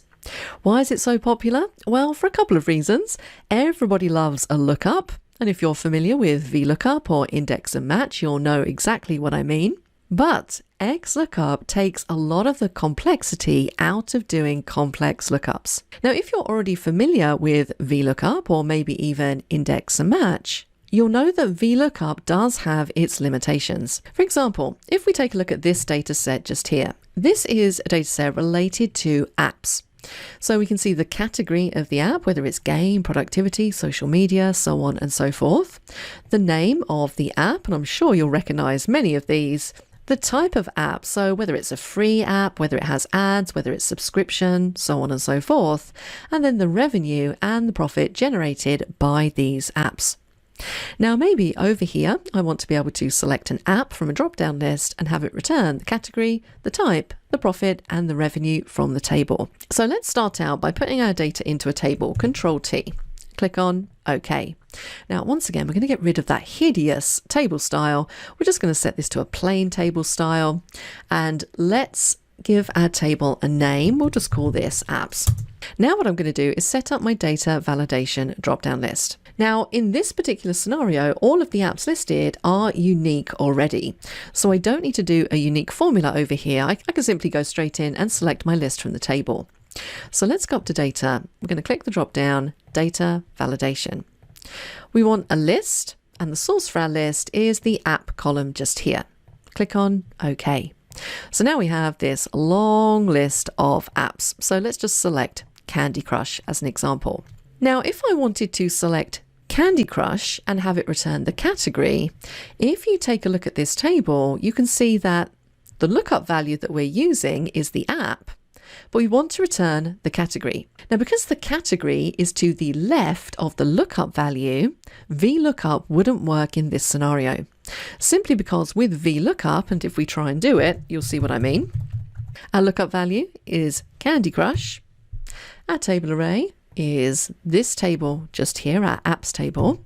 This is where we encounter the problem, the column index number. Because normally we need to provide VLOOKUP with a number, 1, 2, 3, 4, depending on the column where our answer lives. So if we're looking up the category, it would be -1 because we always count from where the lookup value column is. So if it's the app column to return the category column, we're kind of counting backwards. You'd need like a -1 in here as opposed to a 1, 2, 3. But -1 isn't a valid column index number when you're using VLOOKUP. So VLOOKUP wouldn't work in this particular scenario. So this might be where we go into using something like index and match. And one of the things you have to remember about index and match is that this is a bit of a hack. Index and match are two separate functions that people kind of mash together in order to get around the limitations with VLOOKUP. Now this would work if we were using index and match. So let's take a quick look at it. Our array is where our answer lives. So we're looking for the category. So our array would be this, comma. We then need to go into match to find the row number. So our lookup value is what we have in cell I3. Where are we going to find it? Well, we're going to find it in the apps column, and we're doing an exact match. So we want a 0 on the end. Close off match, close off index, hit enter, and we get the correct result. If we take a look at Candy Crush, that is indeed in the game category. So index and match would work in this scenario. It's more flexible than VLOOKUP. However, the problem with index and match is that this also has its limitations, one of them being it can only look from top to bottom in your data set. And also people always struggle trying to remember this formula. So this is where XLOOKUP comes in. Check this out. If we go for XLOOKUP, instead, lookup value. Our lookup value is Candy Crush, comma. Lookup array basically means where are we looking up the word Candy Crush? We're looking it up in the apps column, comma. What do we want to return? We want to return the category column. Close the bracket, hit enter, and we are done. That is so much easier. Those arguments are a lot easier to understand, and we're not mashing together different formulas to get to the answer. So in its most basic iteration, XLOOKUP is so much simpler. Now, if we go down to type, let's type in equals XLOOKUP again. Our lookup value once again is Candy Crush. We're looking it up in the apps column. We want to return the type, but this time if we press comma, you can see that we have 3 optional arguments. And again, you don't get these if you're using index and match. So we can specify what we want it to return if it can't actually find the lookup value in the table. So this is quite nice in terms of error reporting. So we could say no record, for example. Now remember, these are mandatory, you don't have to type them in, but let's take a quick look at all of them. The next one is the match mode. So we can determine if we want an exact match or next smaller item, an exact match or next larger item, or a wildcard character match. So this allows us to do effectively things like partial matches. If you want to do an exact match of the word Candy Crush in the table, then you'd want a 0 in here. And then the final argument allows us to specify which way through the data we're searching. Remember, index and match will only search first to last. So it will find the first instance from the top down of Candy Crush, and it will return the answer from the category. Whereas with XLOOKUP, we can choose to search first to last, that is the default, or we can search last to first. We can even do binary searches, which are perfect if our data is sorted in ascending or descending order. So you have a lot more flexibility with XLOOKUP as well. So let's go for a 1 on the end here, close the bracket, hit enter, and it returns in-app purchases. Now let's just double check that. Yes, that is correct. So there we go. I've just finished off the last two for profit and revenue. And let's check to make sure this works if we change the app that we've selected in the drop down. So let's go for Office Lens. Now, if we find that in the table, it's just here. Yes, it's productivity. Yes, it's free with ads. And then we have the profit and also the revenue. So that's how XLOOKUP works. As you can see, much simpler than index and match, but more flexible than VLOOKUP.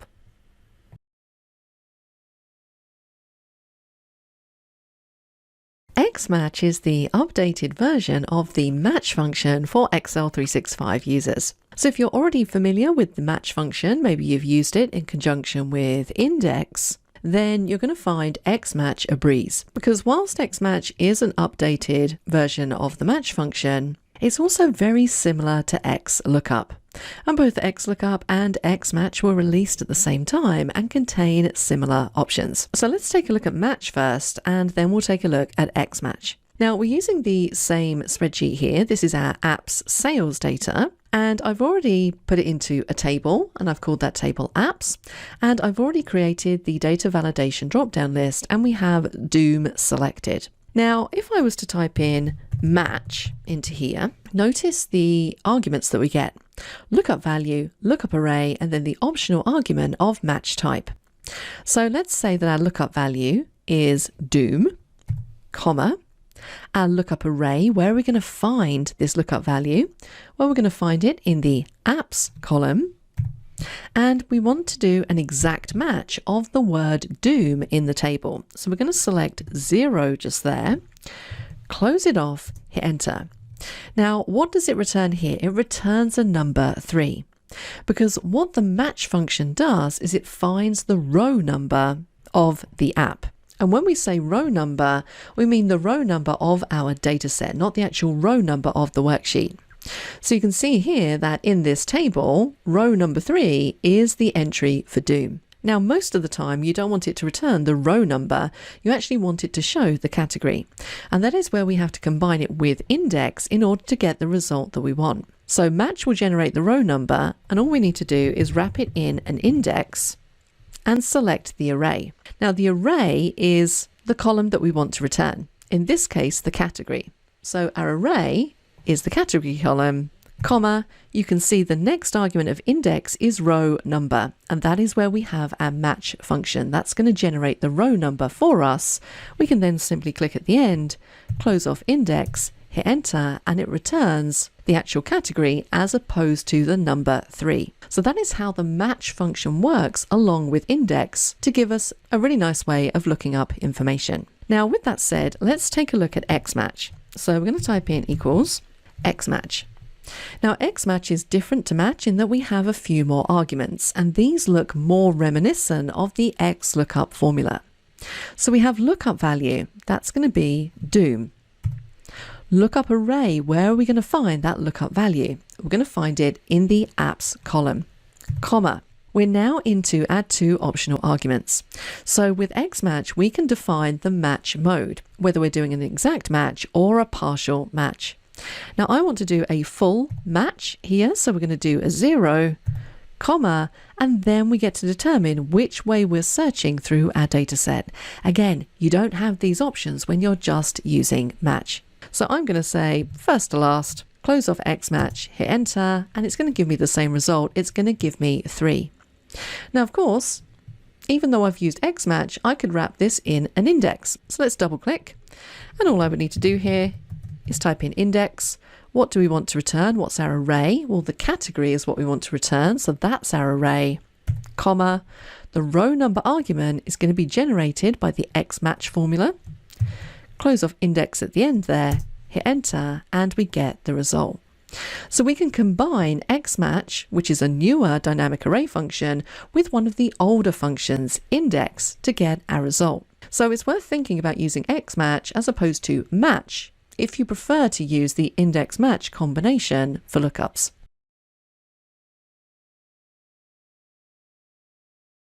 It's time now to do exercise 2. And in this exercise, we're going to practice some of the skills that we've learnt in this section of the course. And in this section, we were taking a look at dynamic array functions. So notice here that we have a data set on the left-hand side that lists out athletes, the country that those athletes are from, the gender, and the medal that they achieved. Now, this data currently isn't in a table. You can put this in a table prior to doing the exercise if you want to. Now, notice we have a few different steps to do here. Now, the first thing I need you to do, if we take a look all the way over on the right-hand side, is I'd like you to create a unique list of the countries and the medals. And then I'd like you to use those lists in step 2 and create 2 data validation drop-down lists for the country and the medal. And then finally at the bottom here in this table, I'd like you to filter the data table on the left to show the athletes who won a gold medal for the USA. And then I'd like you to modify that formula so that the results are sorted by the athlete name A to Z. So a few different steps to practice there. If you'd like to see my answer, then you can download the exercise 2 solution file and check out how I solved this challenge. That's it for now. Good luck with that, and I will see you in the next lesson.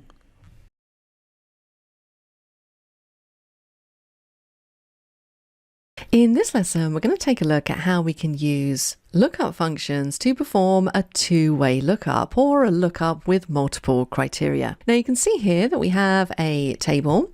We have some months running across the top, so January to December, and then we have some travel companies listed in column B.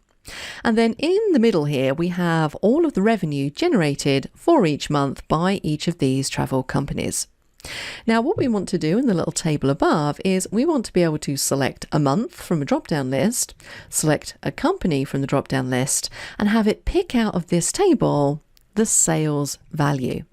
For example, if I select the month of January and the company Footsteps, I want it to return this value just here. Now this requires us to do a two-way lookup because we have 2 pieces of criteria that we're looking up in order to find the result. We need to look up the month and then we need to look up the company. Now I will say that you can do this using index and match or XLOOKUP. So whichever you prefer, you should use. Now I'm going to use XLOOKUP in this particular example because I just find it a little bit easier. Now before we do any of that, we need to set up our data validation drop-down lists, and we need one for month and one for company. So let's jump up to the data tab into data validation. We need a list. And the source for our list is going to be this selection just here. So basically all of the months. Let's click on OK. And there we go. There we have our little list. Let's do the same for the company. So we're going to go into data validation. We want to create a list. And the source this time is going to be the company names. Let's click on OK. And now we can select them from here. So now we need to use these 2 cells in order to build up our lookup with multiple criteria. Now, as I mentioned, I'm going to use XLOOKUP. So let's type it in. Now, lookup value. We effectively have 2 lookup values. So we're going to go for the first one first. So let's go for this one. We're going to look up the month, comma. Lookup array, where are we going to find the month? Well, we're going to find the month in this array just here, C8 to N8, comma. The next argument is return array. Now, instead of selecting our return array, we're going to go straight into another XLOOKUP. And this is where we're going to define our second piece of criteria. So our lookup value is going to be the company, comma. Where are we going to find it? Where is our lookup array? Well, we're going to find it in this range of cells, comma. Now we can define our return array. Now our return array is basically where are we going to find our answer?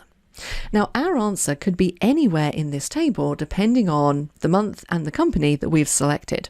So we need to select all of the values in the table as our return array. Now those are our mandatory arguments. Of course, you could go through the rest of them and specify if not found text, the match mode and the search mode.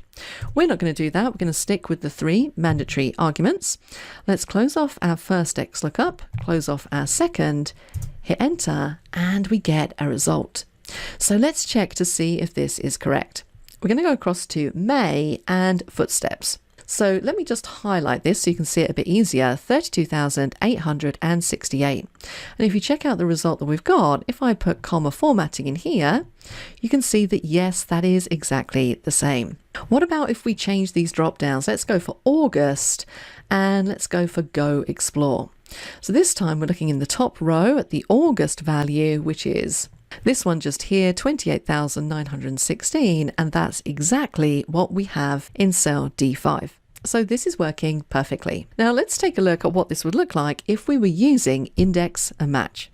So we're going to type in index. Now our array is where we're going to find our answer. So our answer could be anywhere in here, comma. Now we want the row number. Now notice here for index we have 2 arguments, row number and column num. Now most of the time we're only ever using the row number column, but when we're doing a lookup with multiple criteria we actually utilize both the row number argument and the column number argument. So the row number argument, we're going to be doing a match. Our lookup value is going to be the company because the company is in the rows and we're doing the row number argument, comma. Where are we going to find it? Well, we're going to find it just here, comma. Match type, we want to do an exact match. Close it off, comma. Now we're into our column number argument. So this is where we can go straight into another match. This time our lookup value is the month. Where are we going to look it up? Well, we're going to look it up in this range just here, and we want to do an exact match of the month. Let's close off match, close off index, hit enter, and let's see what we get. So August, Go Explore. Again, we're at the top here, and if I highlight the value, you can see that it matches. What about if we change these? Let's go for May, and we're going to go for Flight Shop just here. So Flight Shop is the bottom one. May, there is the total, and you can see that it's working. So this is a little bit more of a complex formula, but when you break it down, it's actually pretty easy. The first range that we're selecting here is the range of cells that contains our answer, so all of the numbers. And then we're just doing a match for the row number and a match for the column number. So that's how you can perform a lookup with multiple criteria using both XLOOKUP and index and match.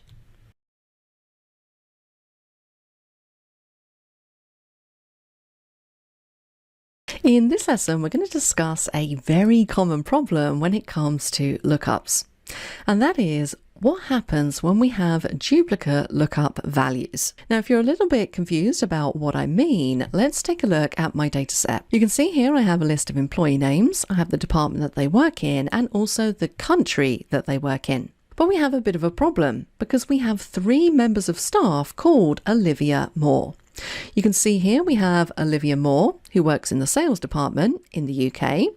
We have Olivia Moore, who works in HR in Germany. And then we also have an Olivia Moore, who works in finance in the USA. Now you might be thinking to yourself, well, how likely is this scenario? Well, if you imagine a global organization that maybe has thousands and thousands of employees, it is pretty likely that you're going to have two people with the same name. For example, in the UK, the name John Smith is very, very common. So you might get a few John Smiths at your company. And if we have those in a big long employee list, being able to look up the correct record is going to be super important. And that's the situation we have here. So you can see we've got employee name at the top here, Olivia Moore, and I'm looking for the Olivia Moore who works in the HR department. I want to return her country. Now let's see if I can do this using VLOOKUP first of all. I'm going to type it in, VLOOKUP. What's my lookup value? Well, my lookup value is going to be Olivia Moore, comma, table array. Where am I looking her up?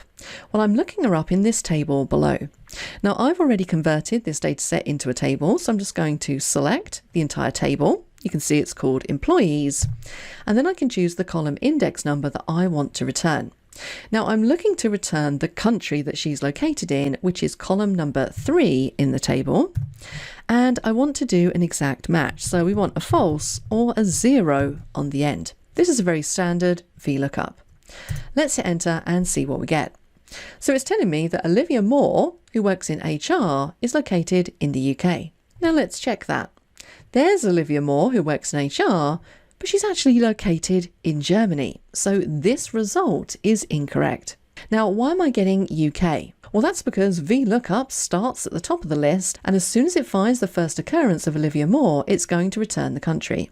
So in this case, that's the first occurrence of Olivia Moore, and the country is UK, which is why we're getting this result. Now, because we don't have any flexibility with VLOOKUP in terms of which way we're looking through our data, VLOOKUP isn't going to work in this case. So let's delete it out. What about trying something like XLOOKUP? Because we know that that allows us to define if we're looking from the top to the bottom of the data or from the bottom to the top. So let's give XLOOKUP a go instead. Our lookup value is Olivia Moore. Where are we going to find her? Where's the lookup array? Well, we're going to find that in the employee name list. What's the return array? Well, we want to return the country, so we select that column, and then I'm going to go into my optional arguments. Now, I'm not too concerned about any text in the cell if it can't be found, so let's just skip over that. I want to do an exact match of the name. This is the argument I'm interested in. So search first to last or search last to first. So this time, instead of searching from the top down, I'm going to search from the bottom up. So I'm going to have a -1 in there. Close the bracket, hit enter. Let's see what we get. Well, we get USA this time. So if we go from the bottom upwards, you can see it's finding the first occurrence of Olivia Moore and it's returning USA. So this still isn't the Olivia Moore who works in the HR team. She's kind of in the middle here. So how are we going to solve this? How are we going to find the correct record in the table? Well, what I'm going to do is we're going to use XLOOKUP again, but we're going to be a little bit clever about it, because effectively what we need to do here is we need to create a unique way of identifying every single row in this table. Now, our lookup value is going to be Olivia Moore, but we're going to join it with the department. So this effectively will be a piece of text that says Olivia Moore HR, all one word, comma. What's our lookup array? Well, our lookup array is going to be the employee name column joined with the department column, comma. What's our return array? Our return array is going to be the country. Let's close the XLOOKUP, hit enter, and check it out. This time we get the correct result, because effectively we've created a unique way of identifying this record in the table by combining Olivia Moore with the department. So that's a really nice way of doing this. Now, a question I always get asked when I demonstrate this is, well, what if the departments are the same as well? Well, you could combine more than 2 columns together to get a unique identifier for the row. You could combine 3 pieces of information, 4, 5, however many you need to make that row unique. This is one of those formulas that does take a little bit of practice, so I do encourage you to have a little play around with it. But that's how I like to go about solving this type of issue.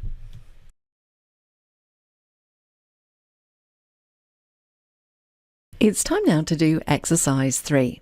And in this exercise, we're going to practice some of the skills that we've learnt in this section of the course. And in this section, we were taking a look at advanced lookup and reference functions. Now, notice here we have a table that lists out some sales agents and the sales that they generated for each of those quarters. And you can see we have Q1 to 4 for 2023, and we also have some records for 2022. Now, what we're aiming to do here is we want to be able to select a sales agent and a quarter from drop-down lists and have it return the sales value. So the first step here is to create a unique list of the sales agents and the quarters. Once you've done that, you can then come to step 2 and create the data validation drop-down list for the sales agent and the quarter. And then the final part of this exercise is I'd like you to create a two-way lookup that looks up the sales agent and the quarter selected in the drop-down and returns the sales in cell D4. Now, there is something that you'll need to watch out for here. You'll notice that the sales agent names repeat, so we have more than one entry for Bradley Witts, more than one entry for Tom Bruce, so on and so forth. So you want to make sure that you set this up so that it's returning the correct sales agent for the correct quarter. So effectively, we have duplicates in this first lookup column. Now, we did cover this in the session, so hopefully you can figure this out. And if you'd like to see my answer and how I solved this challenge, you can download the exercise 03 solution file and check your answers. Good luck with that. I will see you in the next section.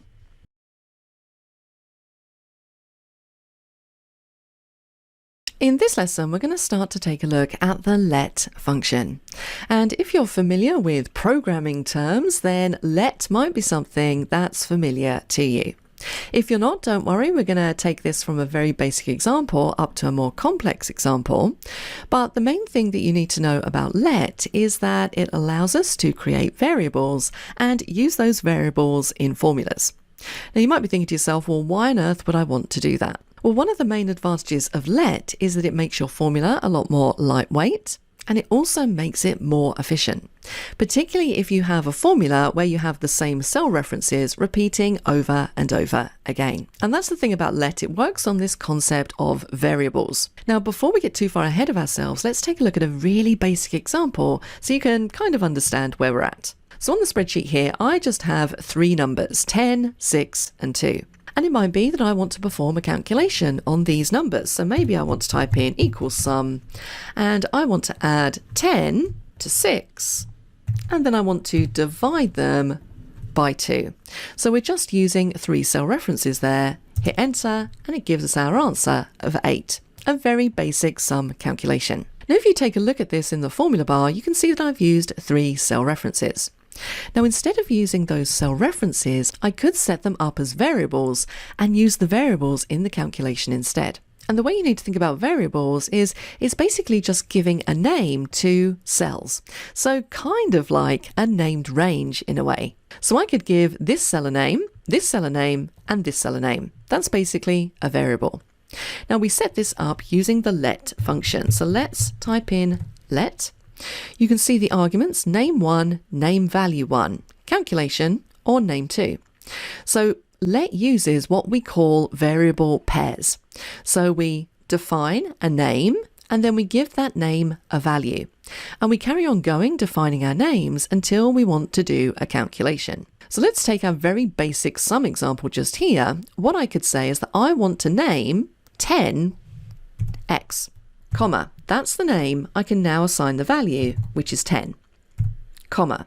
My next pair, I'm going to name this one y, and the value assigned to y is 6. And the final one, I'm going to name z, and the value assigned to z is 2. So what I've done there is simply give those 3 numbers, 10, 6, and 2, a name, x, y, or z. And you can name them whatever you like. I'm just using letters just to make this really simple. And it's worth noting that this applies to cell ranges as well, not just individual cells.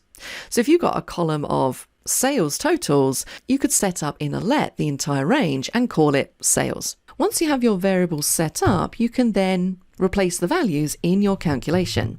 So we're going to do the same sum calculation, but this time we're going to say x plus y, and notice that the variables now appear in IntelliSense. So x plus y, let's close the bracket, divided by z.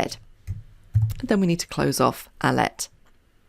So when we hit enter, we should find that we get exactly the same answer because we're effectively doing the exact same calculation. We've just replaced the values with variable names. And that's the basic premise behind a let. And as I said, this is particularly useful if you have the same cell range, maybe repeating throughout a formula. You can give it a name and just refer to the name each time, which makes it a lot more efficient for Excel to process. Now, another thing worth noting about let formulas is that there is a very specific layout or way of typing these to make them more readable. So what I'm going to do is I'm going to drag the formula bar down, and I'm just going to show you in general how you would notate this. So we would always have let first of all, Alt Enter to go onto a new line, and then in general you'd have all of your variable pairs on separate lines. So I'm just pressing Alt Enter, and then the final line is going to be your calculation. So that's in general how we would lay out this notation to make it easier to read. So with all that said, let's take a look at a more complex example. Now what I want to do here is I want to synchronize the name of this worksheet in cell B1 with the actual tab name. So the tab name says let example, and the title currently says the let function. So I want to add a formula into cell B1, which will change this title if I were to rename the worksheet tab. Now we can do this using a combination of a couple of formulas, cell and mid. Now the cell function will basically output the full folder path of this workbook into a cell. So let's start there. I'm going to go up to the formula bar. Let's type in equals cell. Now there are quite a few options for this first argument of info type. The one that we want in this example is file name, comma, and our reference is just where we want the full folder path to be output to. So I want to output it to cell B1. Now that's all I'm going to do at the moment. Let's hit enter and see what we get. So in cell B1, I now have the full path name, the full file name of where this workbook is located. So this is going through all of the different folder paths. Now one thing you notice about this, and I've got quite a long path name, is that the final thing on the end here is let example. And this is actually the worksheet name. You'll see that it matches what we have in the tab down here. So I want to now add to the formula that I've just created and extract let example or the worksheet name from this long path name.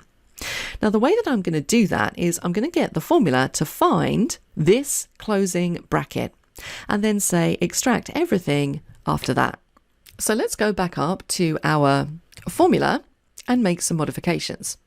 So what you might think here is that I can just go on to the end, comma, type in mid, but check it out, the first argument of mid is text. Now the text that we want to extract the sheet name from is being generated by this formula just here. So if I wanted to use mid without using let, I'd have to basically copy this, Control C, paste it over here, comma, and then go on to the next argument. And to complete the other arguments of mid, I'd have to paste it in again.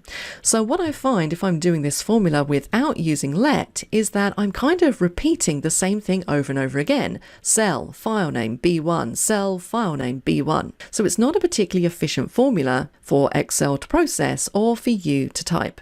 We could make this a lot simpler by creating a let. So let's delete that out. I'm going to go back to the start of the formula. We're going to type in let, I'm going to open a bracket, Alt, Enter to put it onto a new line. So what I'm going to do instead is I'm going to set this up as a variable. I'm going to give this a name.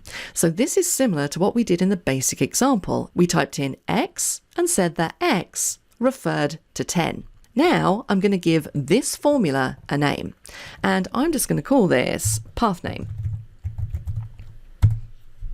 So I've given the formula a name. I can now simply use the name every time I want to call this formula. So let's go to the end here, comma, Alt, Enter.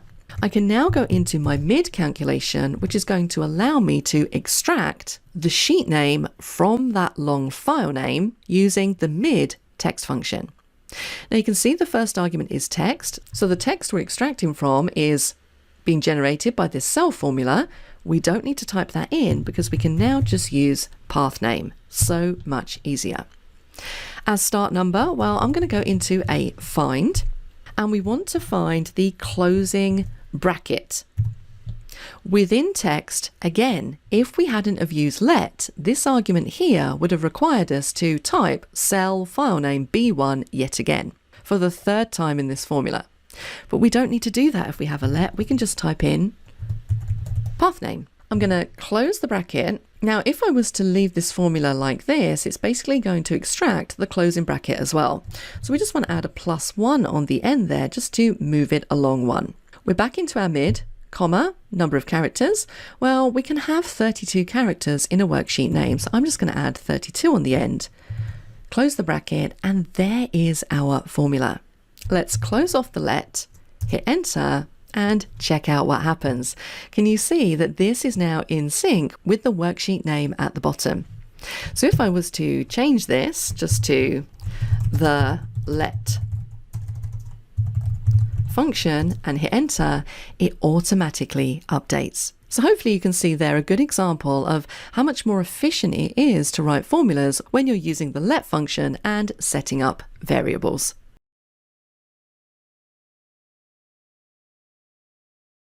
In the previous lesson, we saw how we can use the let function to define meaningful variables and use those variables in formulas.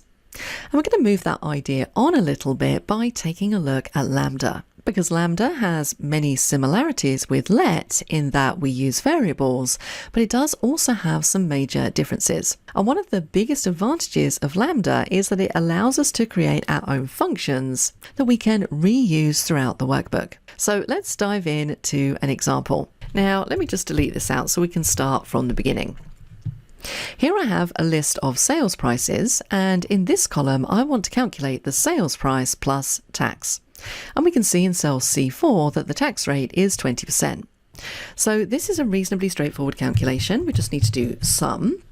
We want to say sales price multiplied by what we have in cell C4, and we want to press F4 to lock that, close the bracket, and we need to add the price on again, otherwise we'll just get 20% of 10 and we want the actual total. So we can drag this down and our formula is done. Nice and straightforward. And if we take a look at this formula, you can see that I'm using basically two cell references.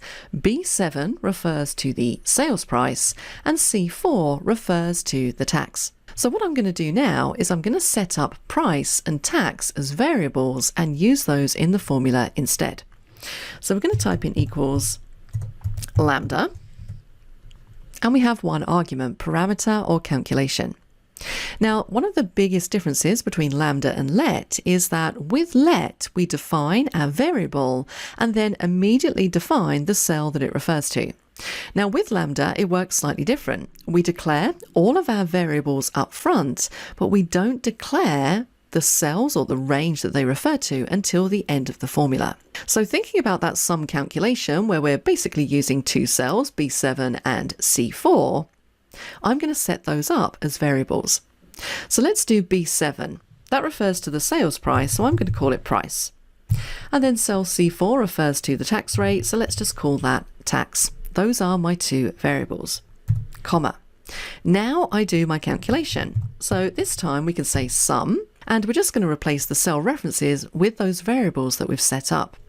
So we do the price multiplied by the tax, and then we plus the price. Close off our lambda. Nice and straightforward. Let's hit enter. I'm going to get a calc error. Now, why am I getting that error? Well, if we take a look at the lambda formula, we haven't actually told Excel which cells price and tax refer to. We didn't declare them at the beginning like we do in the let function. Now we declare our values at the end of the formula. So we need to open another bracket and then define which cell price refers to and which cell tax refers to. So price refers to cell B7 and tax refers to cell C4. And we're going to press F4 to make that absolute. Let's close it off, hit enter, and now we should find that we get exactly the same answers. Now you're probably looking at this formula and thinking, well, that's a lot longer and more complicated than this formula just here. And I would say yes, for something this simple, you wouldn't necessarily create a lambda unless this is a calculation that you needed to do often in a worksheet. Then it might be advantageous to set it up as a lambda. And the reason why it might be advantageous is that we can now convert this into our own formula and use it in the spreadsheet. So if we go up to this calculation, I'm going to select everything except where we define our cell references. Control C to copy. And then we're going to jump across two formulas and we're going to go into our name manager. Because the way that we do this is that we set this formula up as a named range. So let's click on New, and I'm going to immediately Control V to paste my formula into this window. I can now give my formula a name. So let's call it price plus tax, so I know what it's going to do. Let's click on OK and close. So now, instead of typing that long lambda, I can simply come into a cell, equals, and this now works like any other formula in Excel. You can see there it is. Let's press the tab, and the two arguments are those variables that I defined. So all I need to do now is specify the price, which is B7, and then the tax rate. Now I could type in 40% here, or I could select a cell, F4 to lock, close the bracket, hit enter, and we're going to get the same result. Now let's just apply formatting. I'm going to add counting formatting just to make that look the same. And the cool thing about this formula is that we can reuse it throughout the workbook on other data sets that are similar. Now a question that comes up all the time is, okay, I've set up my formula. What about if I want to use it in other workbooks? Now, unfortunately, there isn't an easy way to tell Excel that you want to make this formula available across all of your workbooks. But what you could do is simply click in any cell that contains the formula, copy it, open a new workbook, paste it in, and effectively that will import the formula into that new workbook. You can then delete it out, but the formula will still be available to you.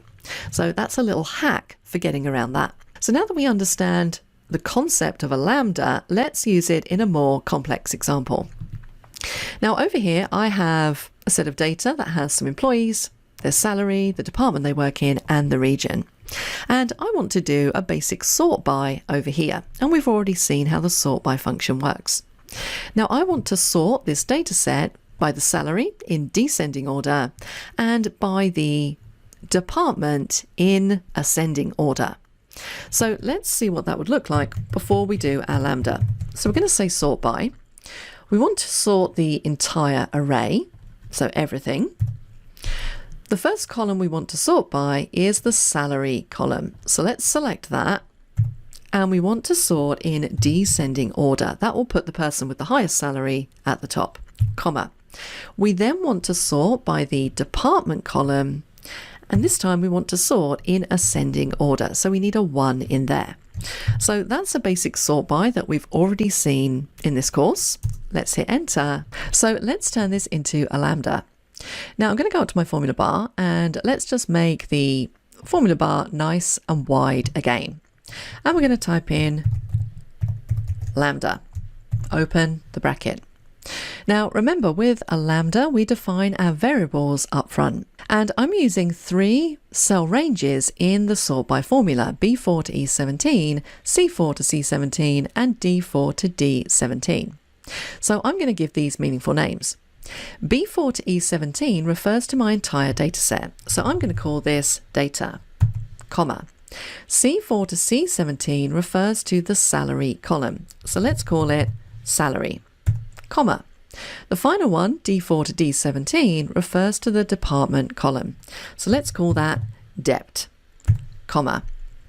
Then we have our sort by calculation. So what I'm going to do is go through and replace these cell references with their new names.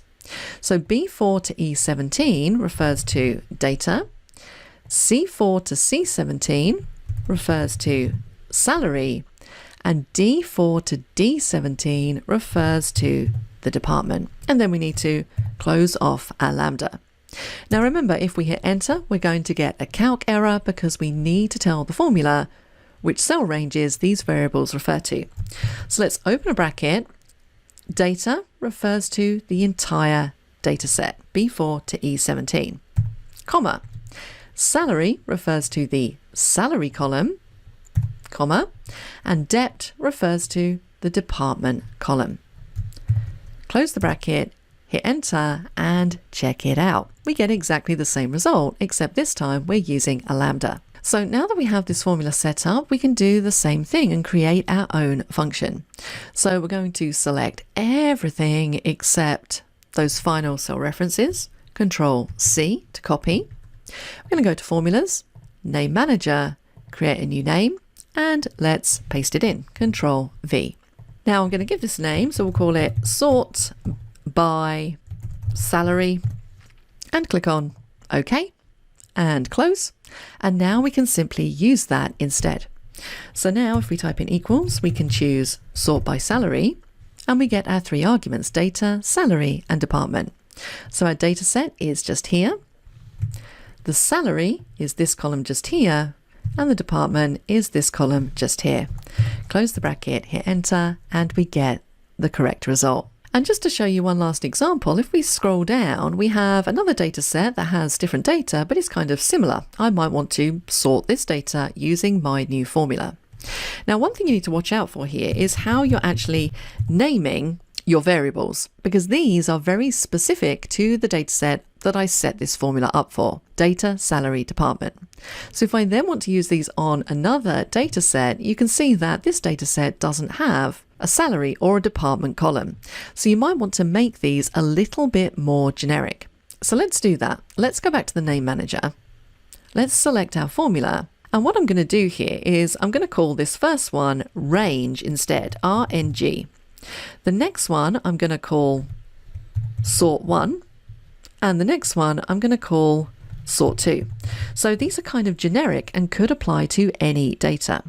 Let's make sure we replace this. So we want range, then we want sort 1, and then finally sort 2. Click on close. Yes, I want to save, and you can see that the formula still works. So now if I wanted to use this on this data set, I can say sort by salary, and this time they're a lot more generic, which makes them more meaningful to this little data set. So I'm going to select my entire range. Sort 1, well, let's sort on the price. And sort 2, let's sort on the region.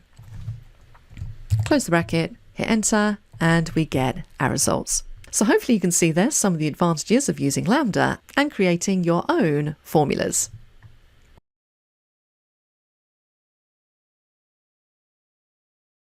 It's time now to do exercise 4. And in this exercise, we're going to practice some of the skills that we've learnt in this section of the course. And in this section, we took a look at the LET function and also lambda. Now, notice in this top table here, we have some invoices, and these invoices are made up of the word IMV, then we have a dash, then we have the actual client name, so Gramazon, Samsung, Lemon, Oracle, Microhard, and Gaggle, and then we have a client number. Now, what I want to do here is I want to use text functions to extract just the client name from this invoice number.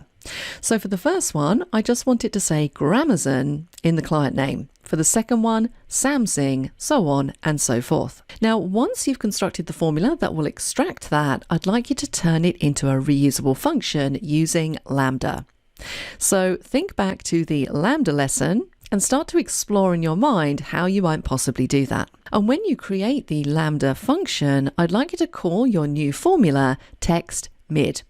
And this text mid function is our function to use when we want to extract text from a string. Now, once you've set all of this up, I'd then like you to test your text mid formula on the table below. So you can see this is very slightly different. This time we have part numbers listed out. Now the part numbers are separated with forward slashes as opposed to dashes, but we want to use our text mid function to extract the part code. And the part code are the 3 characters in the middle of this string. So PLK, RELERF. Make sure that your function works. And if you get really confused, you can always check what you're doing against my answer. And you'll find that in the exercise 4 solution file. See how you get on with that, and I will see you in the next section.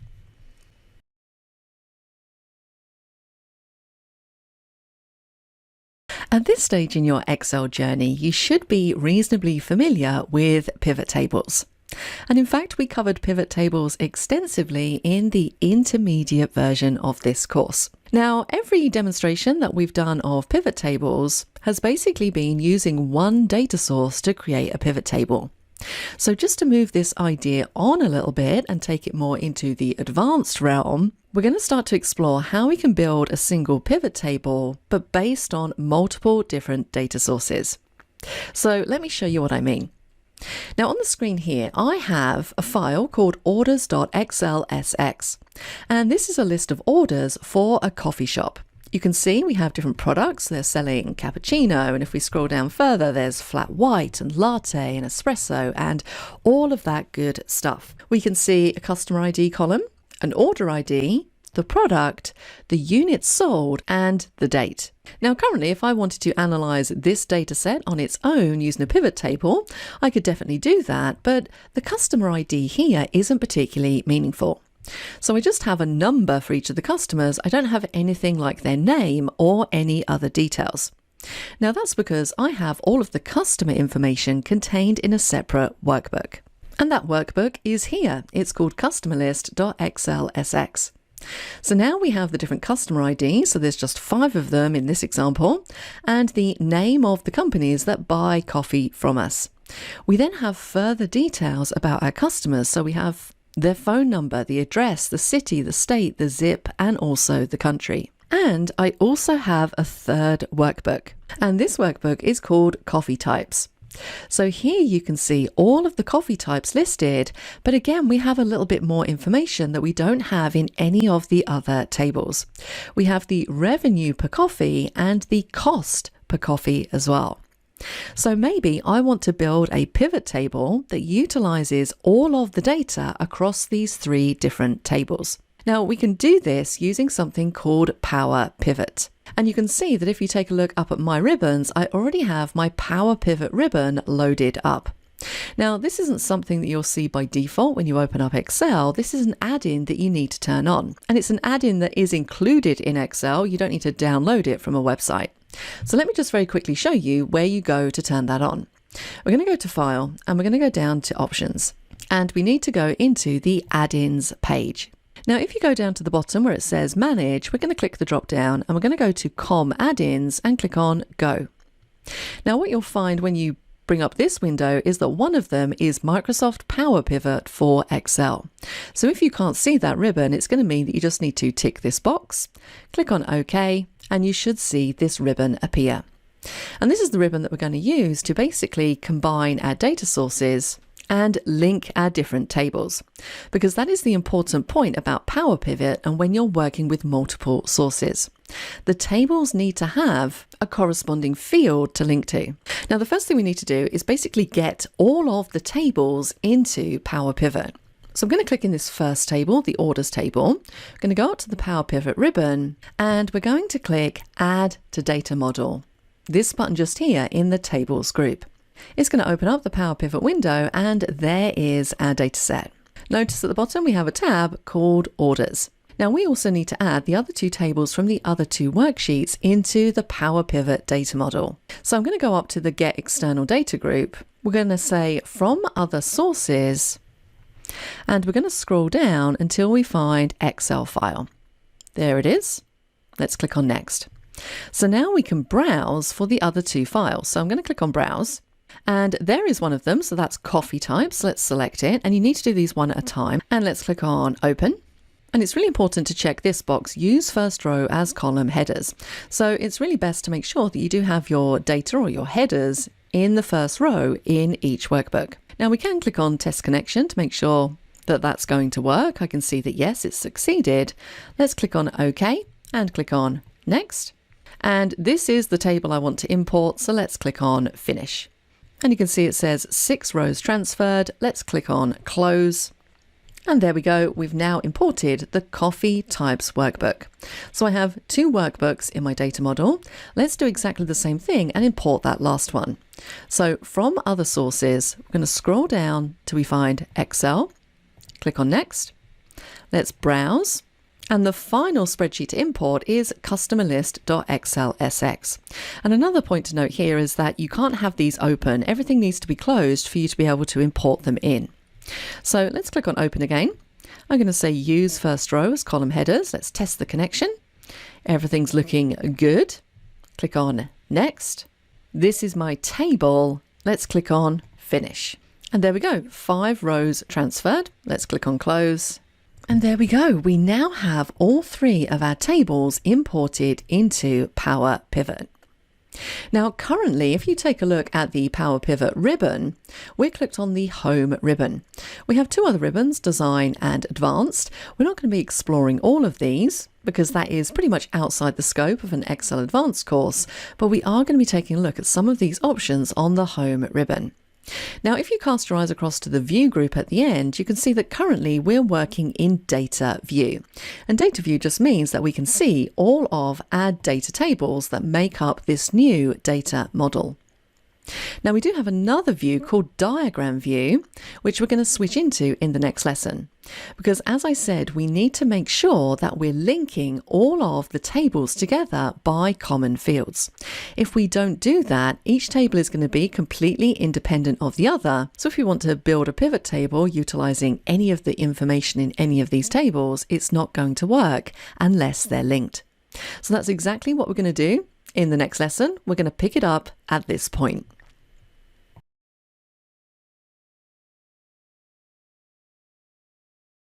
In the previous lesson, we saw how we can import multiple tables into the Power Pivot window.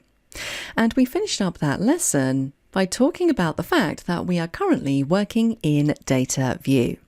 And Data View, you can see it here selected in the View section of the Home ribbon, just allows us to view all of the different tables that we've imported in. Now we're going to switch to a different view, Diagram View, and you can see the button just here. Let's click it. It's going to switch us to a different window and we can see all of our tables in a slightly different way. We've got our orders table, our coffee types table, and our customers table. Now we can drag the bottom of these tables up and down to expose more fields, so let's do that. And we can also pick them up and move them around. So I'm going to reorganize these. I'm going to put the orders table in the middle because this is kind of the main table and these other 2 sort of hang off of it. Now, currently looking at these tables, they are all independent of one another. For example, if I wanted to build a pivot table based off of this orders table and perform an analysis using the customer ID, the extent of the details I'm going to get in that analysis is just the data contained in the customer ID column in the orders table. And if you recall, in this particular table, our customer IDs are just listed out 1, 2, 3, 4, 5. If I'm doing some kind of analysis on our customers, that's not particularly helpful for anyone that I'm going to send this report to. It would be much more useful to have the customer name. Now, I don't have the customer name field in the orders table, but I do have the customer name in the customers table. So over here, we have customer ID, name, phone number, address, so on and so forth. So we have all of our details related to our customers in the customers table. So effectively, we would need to link these 2 tables together if we wanted our pivot table to be able to access fields in both of these tables. And the way that you link tables together is by a common field. And that is really important here. The tables must have a common field in order to be able to do this. Now I can see here that in the orders table, I have a customer ID field, and I also have a customer ID field in the customers table. So I'm going to grab the customer ID field and I'm going to drag it to the customer ID field in the orders table. And when we let go, it's going to create this little link between these 2 tables. Now, notice that at one end we have a number 1, and at the other end we have an asterisk.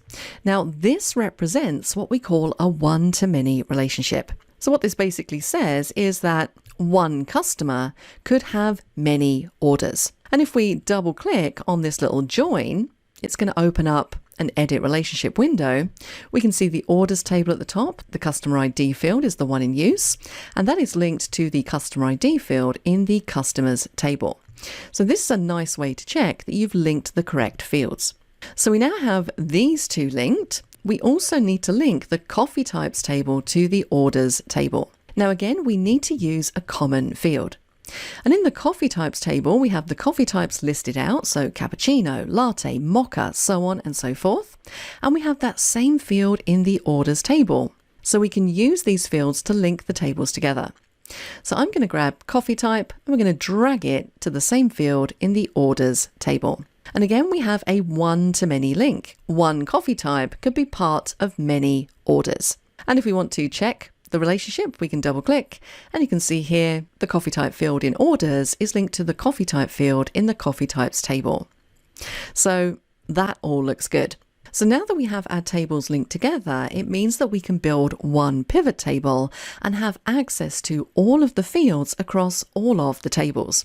If we hadn't linked these together and created relationships, we would only have access to the fields within the orders table, for example. So that's what we're going to do in the next lesson. We're going to build out our pivot table.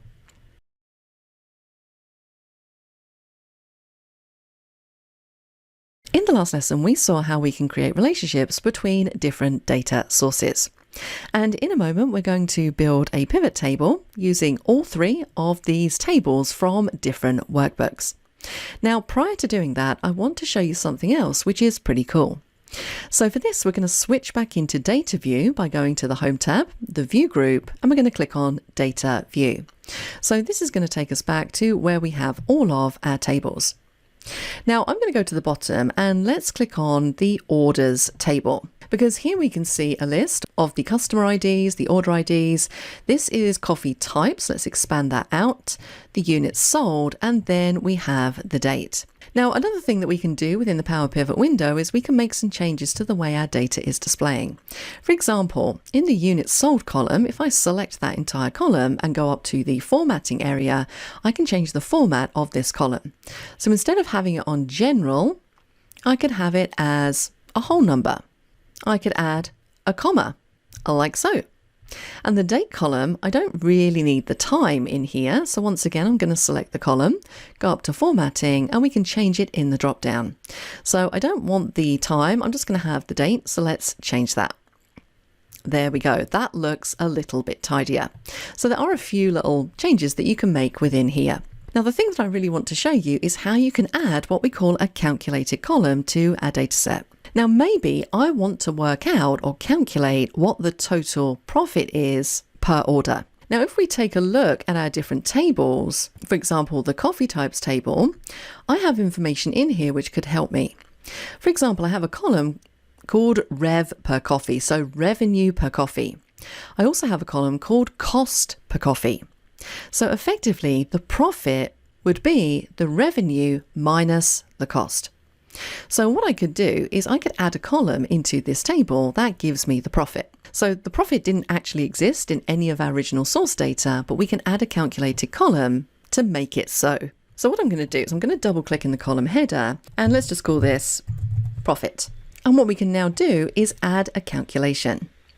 Now, the two fields that I need to use in my calculation are both in the table that I'm currently working in, because I simply want to minus the cost per coffee from the revenue. So this is really straightforward. We just do this like a regular Excel formula. We type in equals. Notice we're working up in the formula bar. And instead of using cells as you might within Excel, we use column headings. So the first column heading or field that I'm looking for is revenue per coffee. So if I start to type in rev, it should come up in the drop down. And you can see there it is, coffee types, rev per coffee. So it's telling me the table that it's part of, and then we have the field in those square brackets. So I can press tab to select that. And all I want to do here is minus, and we want to minus the cost. So I'm going to type in cost. There is the field that I want. You can tab or double click to select it, and then we can press enter and we get our result. And I think I'm also going to format these columns. So I'm just going to increase the decimal places, and I'm going to do the same on the other two columns. Like so. So now it's a bit easier to check. So for cappuccino, the revenue was $4. The cost was $2, which would mean the profit is $2. For flat white, the revenue was $3.50. The cost was $1, so the profit was $2.50. So I can see that this formula is working correctly. Now that I have the profit, I could go back to the orders table and I could add a column in here that multiplies the profit by the units sold. So I'm going to give this column a name. Let's call it total profit. Now this formula would work slightly differently because we're utilizing fields that are in different tables. So last time it's pretty straightforward because both of the fields were contained within the same table, but this time we want to multiply units sold by the profit in the coffee types table. So if you're referring to another table in a formula, the way that you write your formula out is a little bit different. So let's start out with this table because we want to do the units sold first of all. So I've typed in equals, I'm now up in the formula bar. Let's just type in units. There's the top one that we need, units sold. Press tab to select. And I want to multiply this by the profit column in the coffee types table. Now, because this is a different table, we need to type in related and select that. And now it's coming up with all of the other fields that we have in related tables. So this is the one I want, coffee types profit field. Let's select it. Need to close off the bracket, but that calculation should be correct. Let's hit enter and it's going to go away and calculate everything. And there we go. Now this is pretty easy to check as well, because if you remember, the profit for cappuccino was $2 and the units sold is 2064, so the total profit would just be the units sold multiplied by 2. And that is correct, 4128. Let's add some comma separator formatting and take those decimal places down. So that's how you can add calculated columns into your tables, regardless of whether the fields you're using are in the same table or in a different table.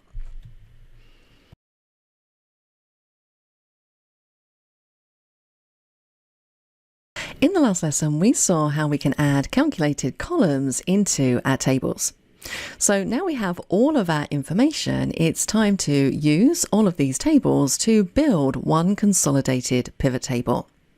So you'll notice on the home ribbon, in the middle here, we have a pivot table button.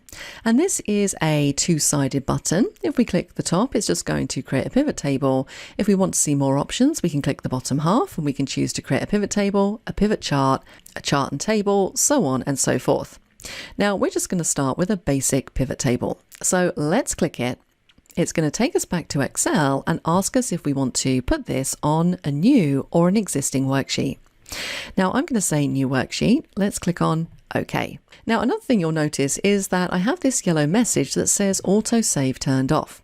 And basically it can't autosave if you still have the Power Pivot window open behind. So once we have this data in there, we can just close down Power Pivot, which I'm going to do now. And as soon as I do that, the message disappears and autosave toggles back on. Now check out what we have here. We have a blank pivot table report, but then in the pivot table fields, look at what we have. Now, normally when we're just building a regular pivot table based off of one data source, we just have all of the column headings or the fields from our data source. But because we're building this based off of 3 different tables, we have the tables listed in here instead. And we can expand each of the tables to see the different columns. And check out what we have. We have our new column that we added, our calculated column, profit at the bottom. If I expand the customers table, I can see all of those fields. And then finally, if we expand orders, we have all of those fields as well, including another calculated column that we added, total profit. So we can now use any of these fields across any of these tables in order to build one pivot table. So let's grab the customer name. Let's drop that down into rows and you can see there are all of the customers.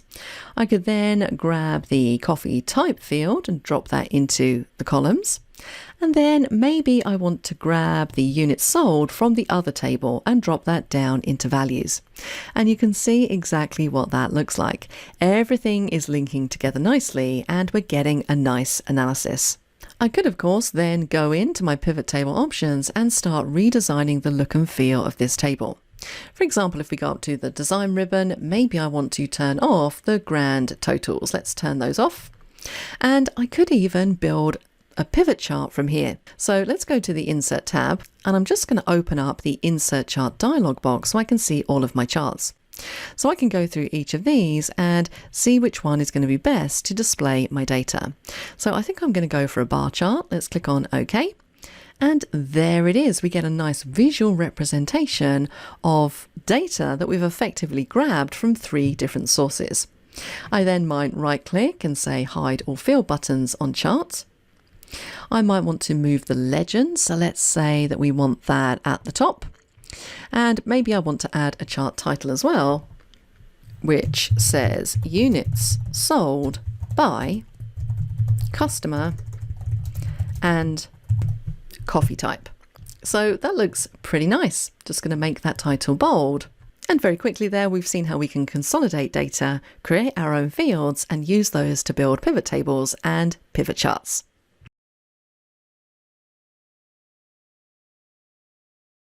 It's time now to do exercise 5. And in this exercise, we're going to practice some of the skills that we've learned in this section of the course.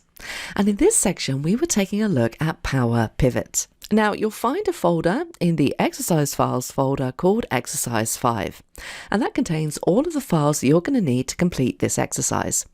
And you can see I have the 3 files open on the screen here. We have employee data. This is the main one just here. Then we have employee names in the top right hand corner, and finally departments in the bottom right hand corner. Now I want you to use Power Pivot to create a pivot table based on these 3 files. And I'd like you to ensure that all of the tables in these files are linked together using common fields. Now, once you've done that, I'd like you to create the pivot table, and I'd like you to summarize the information by department and salary. And I'd like you to make sure that you're showing the average salary for each department. That's it, pretty straightforward. If you'd like to see my answer, then please refer to the exercise 5 solution file in the same folder. That's it for now. I will see you in the next section.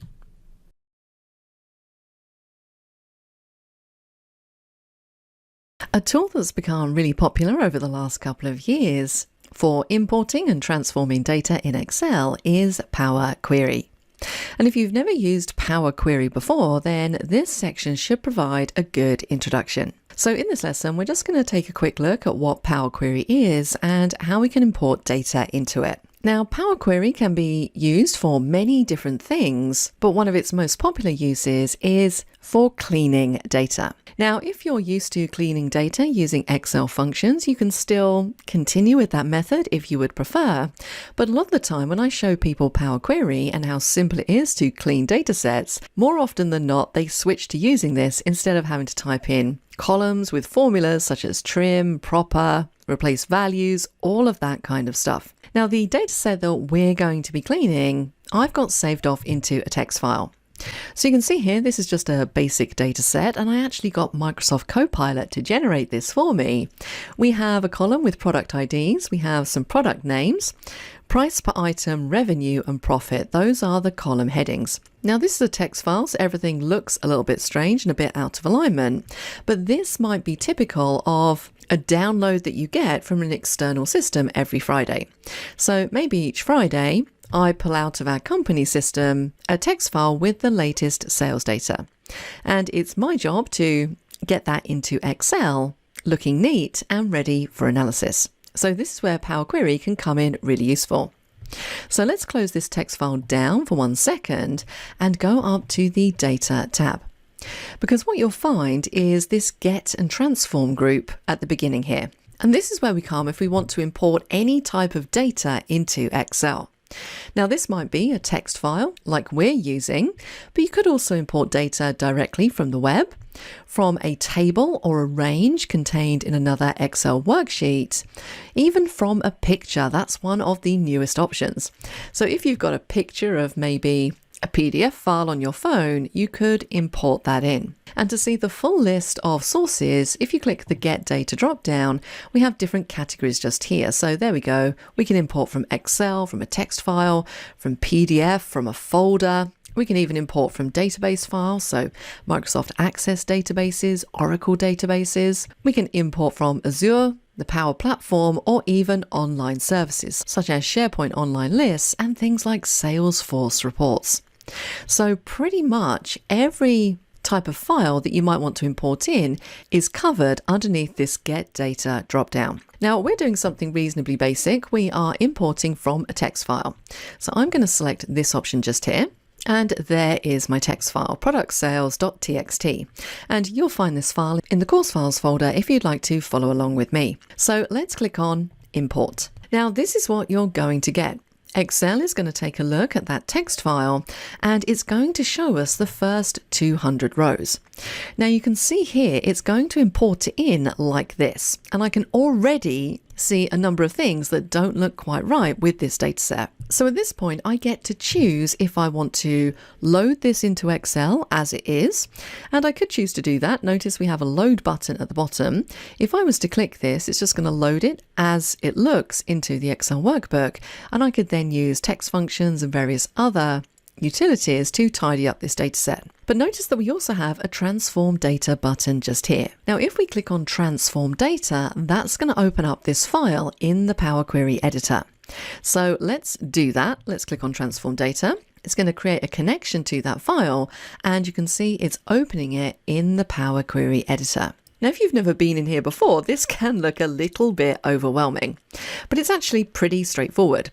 We have a ribbon structure like we do in Excel. So you can see we have a home ribbon, a transform ribbon, an add column ribbon, and a view ribbon. We have a queries pane on the left hand side, and you can see that's just telling me what I've imported.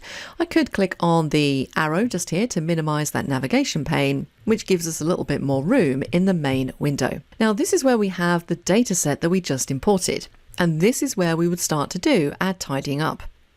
And then on the right hand side we have our query settings pane. So our properties, product sales, this is the name of the workbook again, and then underneath we have an applied steps area. Now this applied steps area is basically like a little recorder. Every time we do something in this Power Query editor, it's going to record the step that we did. And notice the step that we last took has a red cross next to it. So this acts as a way of undoing any action that you complete. So this is kind of like a history log. Now in the next lesson, we're going to use Power Query to tidy up this data set. And all of the commands that we're going to be using, you're going to find on the home ribbon or the transform ribbon at the top here. So I'm going to head over there now. I look forward to you joining me.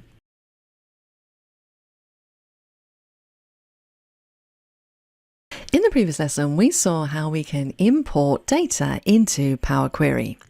And in this lesson, we're going to completely tidy up this data set ready for analysis in Excel.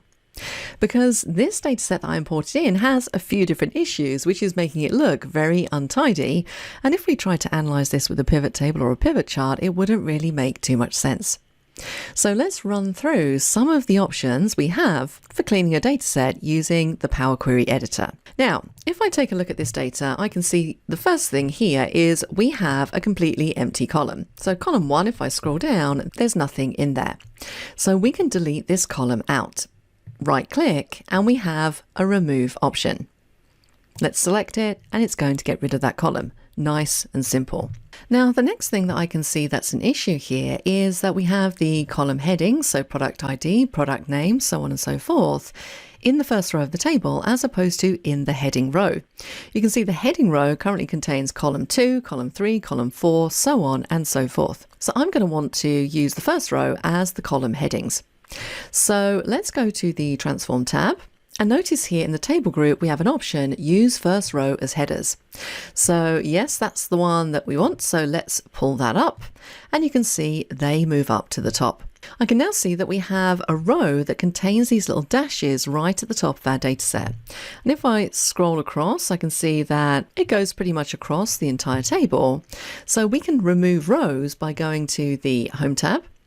In the Reduce Rows group, we have a Remove Rows option, and we can say Remove Top Rows. And this will give us the option as to how many rows from the top we want to remove. So if we had maybe 4 rows that contained dashes in them, we could choose 4. Now we only have 1, so let's select 1, click on OK, and it's going to remove that row. It's already looking tidier. Now, another issue I can see with these column headings is that they're not quite lined up. So you can see here in the third column, we don't actually have a column name. This one should actually be price per item, and this column should be revenue. So we need to kind of shift these across. So the quickest way in this small data set would be to just double click in the heading, and then we can rename this. So let's do price per item. And this one needs to be revenue, and this one needs to be profit. And now we can delete out the obsolete columns at the end. So notice we have 2 extra columns. I can select both of them by holding down Control, right click, remove columns. So things are starting to look a lot neater.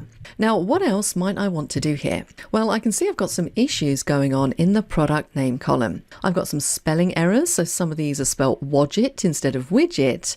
I have some weird spacing at the beginning here. And I also have next to each product dash and then a number. Now, this number is actually the quantity that's been sold. So effectively, I would really like these to be in their own column because it's never a good idea to have 2 pieces of information contained within that same column. So we've got a few issues that we need to fix here. Let's start with the simplest, and that is checking at spelling. So let's go to the Home tab, and in the Transform group, we're going to click on Replace Values. So I'm going to look for the word widget, and I want to replace it with widget. So this is very similar to a find and replace in Excel. Let's click on OK, and you can see that that's quickly amended those. Now, what about these weird spaces that we have at the front here? You can see some of them are kind of indented compared to others.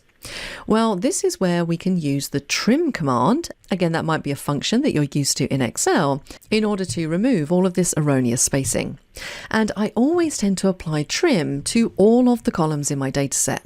So let's hold down Shift, click the last column to select everything, and then on the Transform tab, we can go into Format, and we have a trim option just here. So let's click it, and it's going to trim any weird and erroneous spaces. Now, the next thing I want to do here is I want to split up the product name and the quantity that we have after it. Now, when it comes to splitting a column, we need to tell Power Query at which point we want to split. So you can see here that I have a dash separating the product name from the quantity. So I'm going to use that as my delimiter, and that's where I'm going to split the column. So with this column selected on the Transform tab, we're going to go to Split Column, and I'm going to say by delimiter. Now this is where we can choose what delimiter we're using. So you might have a colon, a comma, an equal sign, so on and so forth. And if you can't see your delimiter in here, if you go to Custom, you can then simply type it in. And you can see that it will hold in here the last delimiter that you used, which for me was a dash, and that's the one we want to use now. So let's select it, click on OK, and check it out. It's now split up the product name and the quantity. So we need to rename these column headings. Let's double click, and this is still the product name. So I'm just going to get rid of that .1 on the end. And this is now the quantity. So let's type that in like so. Now, another thing I'm going to do is I'm going to do another trim because we split at that dash, which means that there are going to be erroneous spaces at the end of the product name and the beginning of the quantity. Really hard to see, but they will be there. So let's select both these columns. I'm going to go to Format again and just trim those off. And that looks perfect. The final couple of things I might check here is I might check for duplicates. So if we go to the Home tab and into Remove Rows, we can say Remove Duplicates. Now, I don't think I have any in here, but just to show you how this works, let's go for Remove Duplicates, and it will just remove them if it finds any. And when we say duplicates, we mean exact duplicates where every column is the same. Now, the final thing which I always check here are the data types applied to each column. If you take a look at the first column here where we have product ID, can you see this little icon next to it says ABC? Now, this tells me that Power Query thinks that this column is a text column. If we click on this, you can see we have lots and lots of different data types, and ABC is text.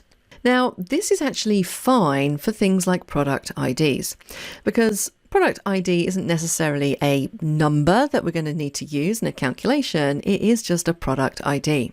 So a lot of the time I will just leave these on text. The next column, product name, well, that's marked as text and that is correct. Quantity, well, this is a number. So let's click it and we're going to go for whole number. Price per item, again, that's marked as text, but this is currency. Same with revenue. And the same with profit. Now, one thing that always throws people off is that when they import this data back into Excel, they expect to see these three columns where we've applied currency formatting showing with currency symbols in Excel. And you have to remember that data types in Power Query are not the same as number formatting in Excel. So what you'll find is that when you import this in, whilst under the hood it is the correct data type, you still need to reapply your formatting over the top. But there we go. We now have a perfectly clean data set. And check out all of our applied steps at the side here. It's tracked everything that we've done. So all that's left to do now is import this back into Excel. So if you go up to the home ribbon, the first group here, close and load, we could say close and load to, and then we can choose how we want to load this data. Do we want to put it in a table? Do we want to put it directly in a pivot table or a pivot chart? Well, I'm going to put mine in a table. I'm going to put it on the existing worksheet and we're going to put it on cell A2. Let's click on OK. And there we go. There is our tidy data set and it's come back into Excel in an Excel table. Notice here that these values don't have currency formatting applied. So if you wanted to, you can go back in, you can apply your currency formatting like so. And I'm going to go to table design because I really don't like this table formatting. Let's go for this one just here. So hopefully there you can see how quick and easy it is to take a data set with lots of issues and use Power Query to completely transform it so that you don't have to mess around with lots of complex Excel formulas.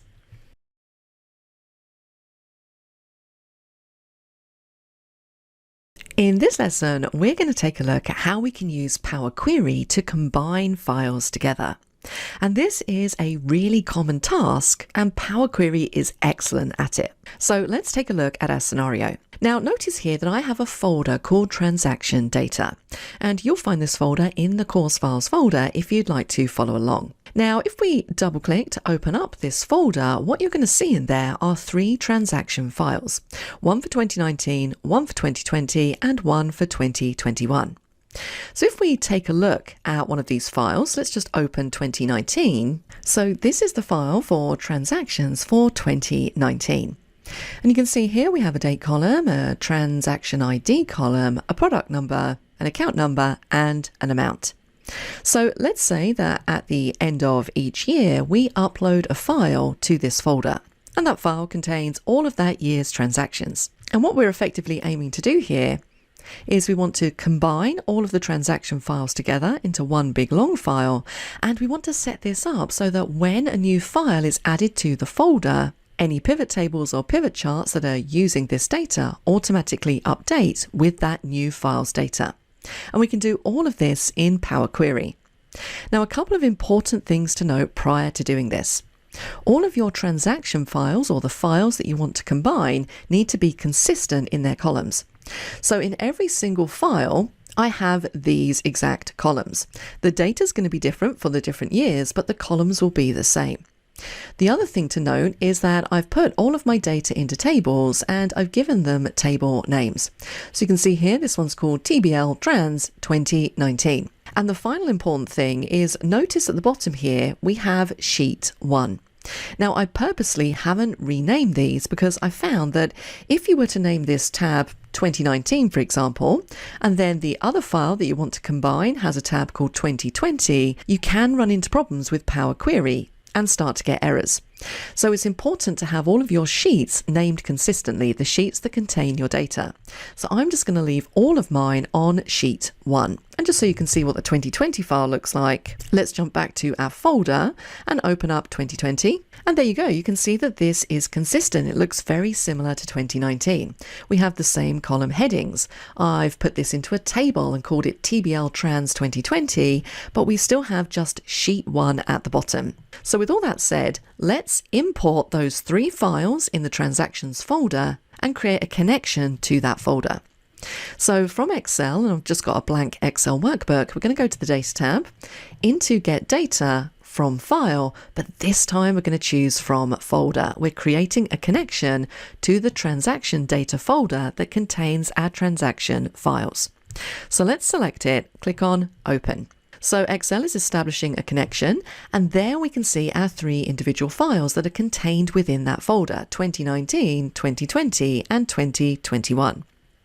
Now at the bottom here, I have a few different options, and this is really going to depend on what you want to do. Now we want to combine these files together into one big long file.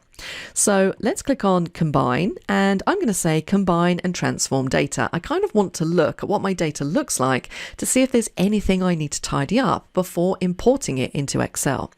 So Combine and Transform, it's going to open up the Combine Files window, and it's going to give us a preview of the first file.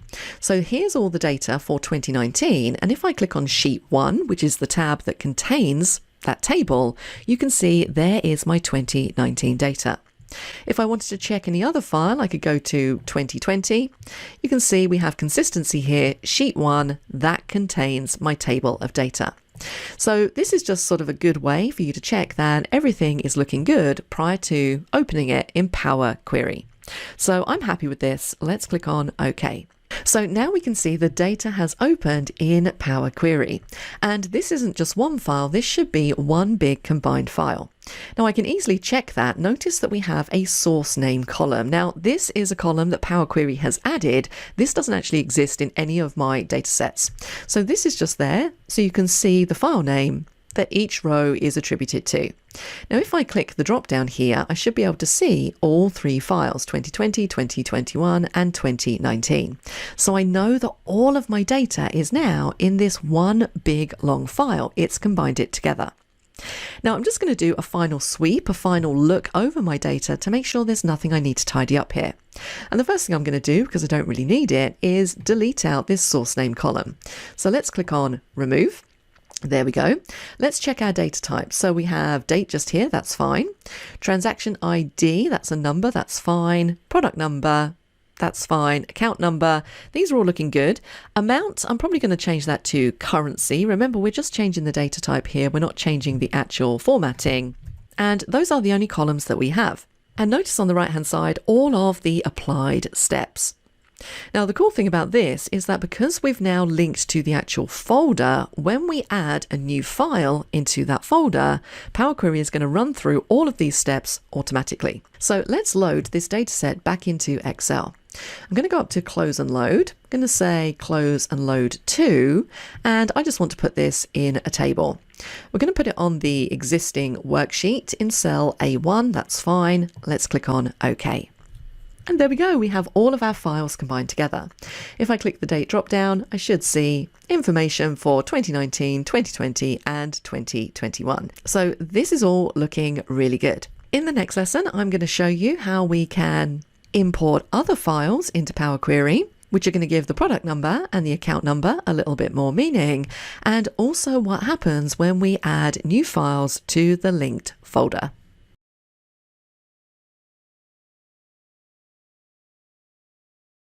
In the previous lesson, we saw how we can combine 3 transaction files together and import them into Excel. So it's time to move this concept on a little bit, and I'm going to show you something pretty cool, and that is how we can link to other tables within this particular data model. So if you take a look at our transaction data, you can see that some of these columns aren't particularly meaningful. For example, where we have product number. Now, currently, if I was to do an analysis using a pivot table or something like that, I can't tell what the product actually is because I just have the product number. The same thing with the account number. I don't know what account this transaction belongs to because I just have a number.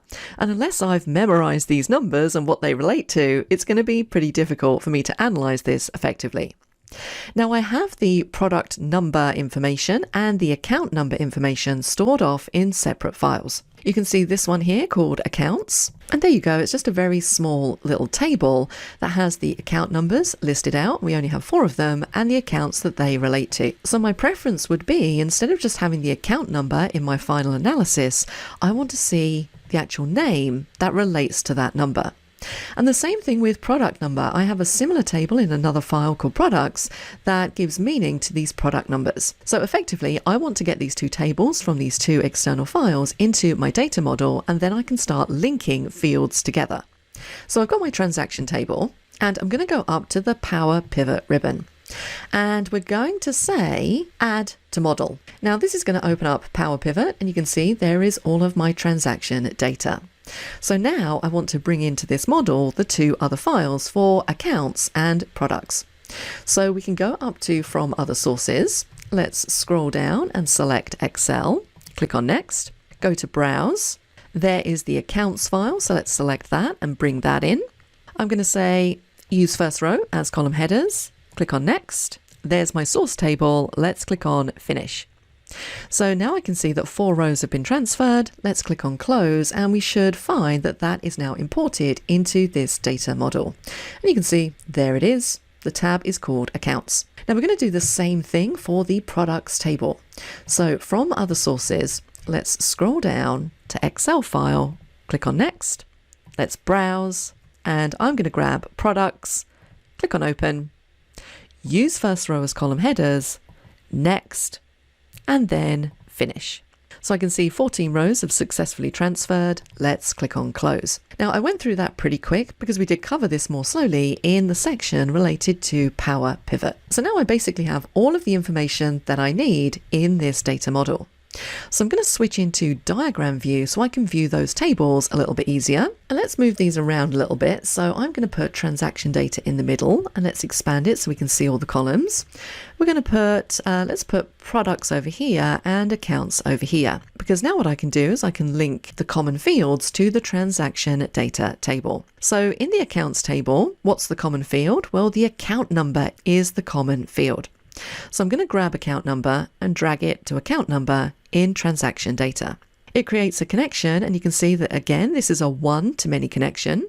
If we double click to check it, we can see that it's related the correct fields in both of these tables. And it's a one-to-many relationship because one account could have many transactions. Let's do the same with the products table. So here, the common field is product number. So I'm going to grab that field, drag and drop it onto the same field in the transaction data table. Once again, we get a one-to-many connection. So one product can have many transactions. So these are all technically now linked together. So what I'm going to do is I'm going to build a pivot table. So let's go up to the pivot table drop down, choose pivot table. I'm going to put it on a new worksheet. Let's click on OK and check it out. In the pivot table fields, we have all of our tables. So instead of just having that account number listed in my analysis, it's now linked through to the accounts table. So I can grab accounts, drop that in rows, and this is much more meaningful than just having those numbers. I could grab products and drop that down into columns. In fact, I'm going to switch those around. Let's put products down there and accounts at the top. And then I could grab the amount and drop that down into values. And we have some gaps, that's fine. I could probably make this look a bit neater by switching these around. Again, it all depends what kind of analysis you want to do. I'm then free to go in, I can change the number format. Let's go for number, comma separator, 0 decimal places, click on OK. Now let's build a very quick and simple pivot chart. So up to insert, and let's just do a column chart. Nice and straightforward. Now I'm going to right click and remove all the field buttons on the chart, and let's just get rid of the total because we don't actually need that. And I'm going to right click on these bars. Let's go to format data series, and I'm going to make the gap width a bit narrower so these bars are a little bit chunkier. There we go. And of course we can go in and we can add a title. And we're just going to call it something basic, sales amount by account. Now the real magic here happens when we add the next year's transaction file to the transaction folder. Because what you'll see is that with a quick refresh, everything will update to incorporate that new data. So if we go back to File Explorer, you can see I have the next year's transaction file ready and waiting to go. Transactions 2022. So all I would need to do is move this to the transaction data folder. So let's do that. Let's grab it and let's drag it in. Now, because we've created a connection to this folder, Power Query is going to pick this up. It's going to run through all of the applied steps that we applied to the rest of the files. It's going to append it to the bottom of the data set, which means that all we need to do to incorporate this data is simply right click on our pivot table and click on refresh. And there you go. So the way that this is set up, it makes it super easy. Every time you download that file, just move it into the correct folder. And if you've set up the link to the folder correctly, you should just be able to refresh all of your analysis.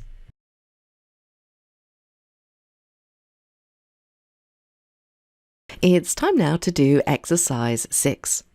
And in this exercise, we're going to practice some of the skills that we've learnt in this section of the course. Now, in this section, we covered Power Query, and specifically, we were taking a look at how we can combine and transform files. So that's what I'd like you to do for this exercise. Now, if you take a look at your exercise files, notice that you have an exercise 06 folder. If we double click to open that up, we have two files in here, Invoices 2023 and Invoices 2024. Now, if we open up one of these, let's just go for 2023, they're not particularly large files. Each one has a little bit of information. And this is basically invoicing data for some customers. Now, the data in both of the workbooks have already been formatted as tables. So what I'd like you to do is to create a connection to that exercise 06 folder and combine the 2023 file with the 2024 file. So we basically want these to be just one big long file. And when you're doing this, I'd like to make sure that you do open them in Power Query, because I'd like you to remove the first column that contains the file name and just check to make sure that the data types in each column are correct. Now, once you've done that, I'd like you to close and load back into Excel. And I'd just like you to create an Excel table. Now, once you've done that, I'd like you to come back to your exercise files and find the file Invoices 2022. You can see it's sitting down here outside of the exercise 6 folder. Now, this file just contains very similar data, invoicing details. So what I'd like you to then do is move this file into the exercise 06 folder, go back to Excel and update your table. And if you've done everything correctly, you should find that the 2022 data is now automatically included in your Excel table. So a few different things to do there. If you'd like to see my answer, then please keep watching. So the first thing we need to do here is we need to go to the Data tab and we need to go to Get Data, and we want to get data from a folder because we need to bring those two files in. So I've navigated to my exercise files. I'm going to select exercise 06 and click on Open. Remember, that's the folder that contains those two files. I can see them both sitting there, so what I want to do is click on Combine and Transform Data because I want to open them in Power Query. Remember, we have a couple of different checks to do before loading them back into Excel. Now, I'm going to check to make sure the first table looks good, which it does, so let's click on OK. And those files are now going to open in the Power Query editor. And let's just check that they're both there. If I click the drop down, I can see, yes, there they are, 2023 and 2024. And I asked you to remove this first column because we don't really need it. So let's right click and remove. And then I also asked you just to double check the data types for each of these columns. So the invoice number column, that's showing as text, that's fine. Customer is also text, that's fine. The amount, what do we have that as? We have it as a decimal number. So I'm going to change that to currency. And date, yes, we have that set to date. So that all looks good. I can now close and load. And I'm going to say close and load to, and we're going to choose just a table. Let's click on OK. So now we have all of the data in Excel, remember the data types don't actually change. The formatting applied to your column, so you might want to go in and just change the amount column to accounting or currency format. Now the final part of this exercise was just to bring in the data for 2022. Now because of the way that we've set this up, all we need to do is grab the 2022 file and drag and drop it into the exercise 6 folder. Remember, because of the way that we've set this up, we've actually linked directly to this folder, so anything new we add in, theoretically, we should just be able to refresh the table. So let's give it a go. Let's right click and click on refresh. And there we go. I can see if I look in the due date column, we now have the invoices for 2022 listed in here as well. If you're not a subscriber, click down below to subscribe so you get notified about similar videos we upload. To see the full course that this video came from, click over there. And click over there to see more videos from Simon Says It.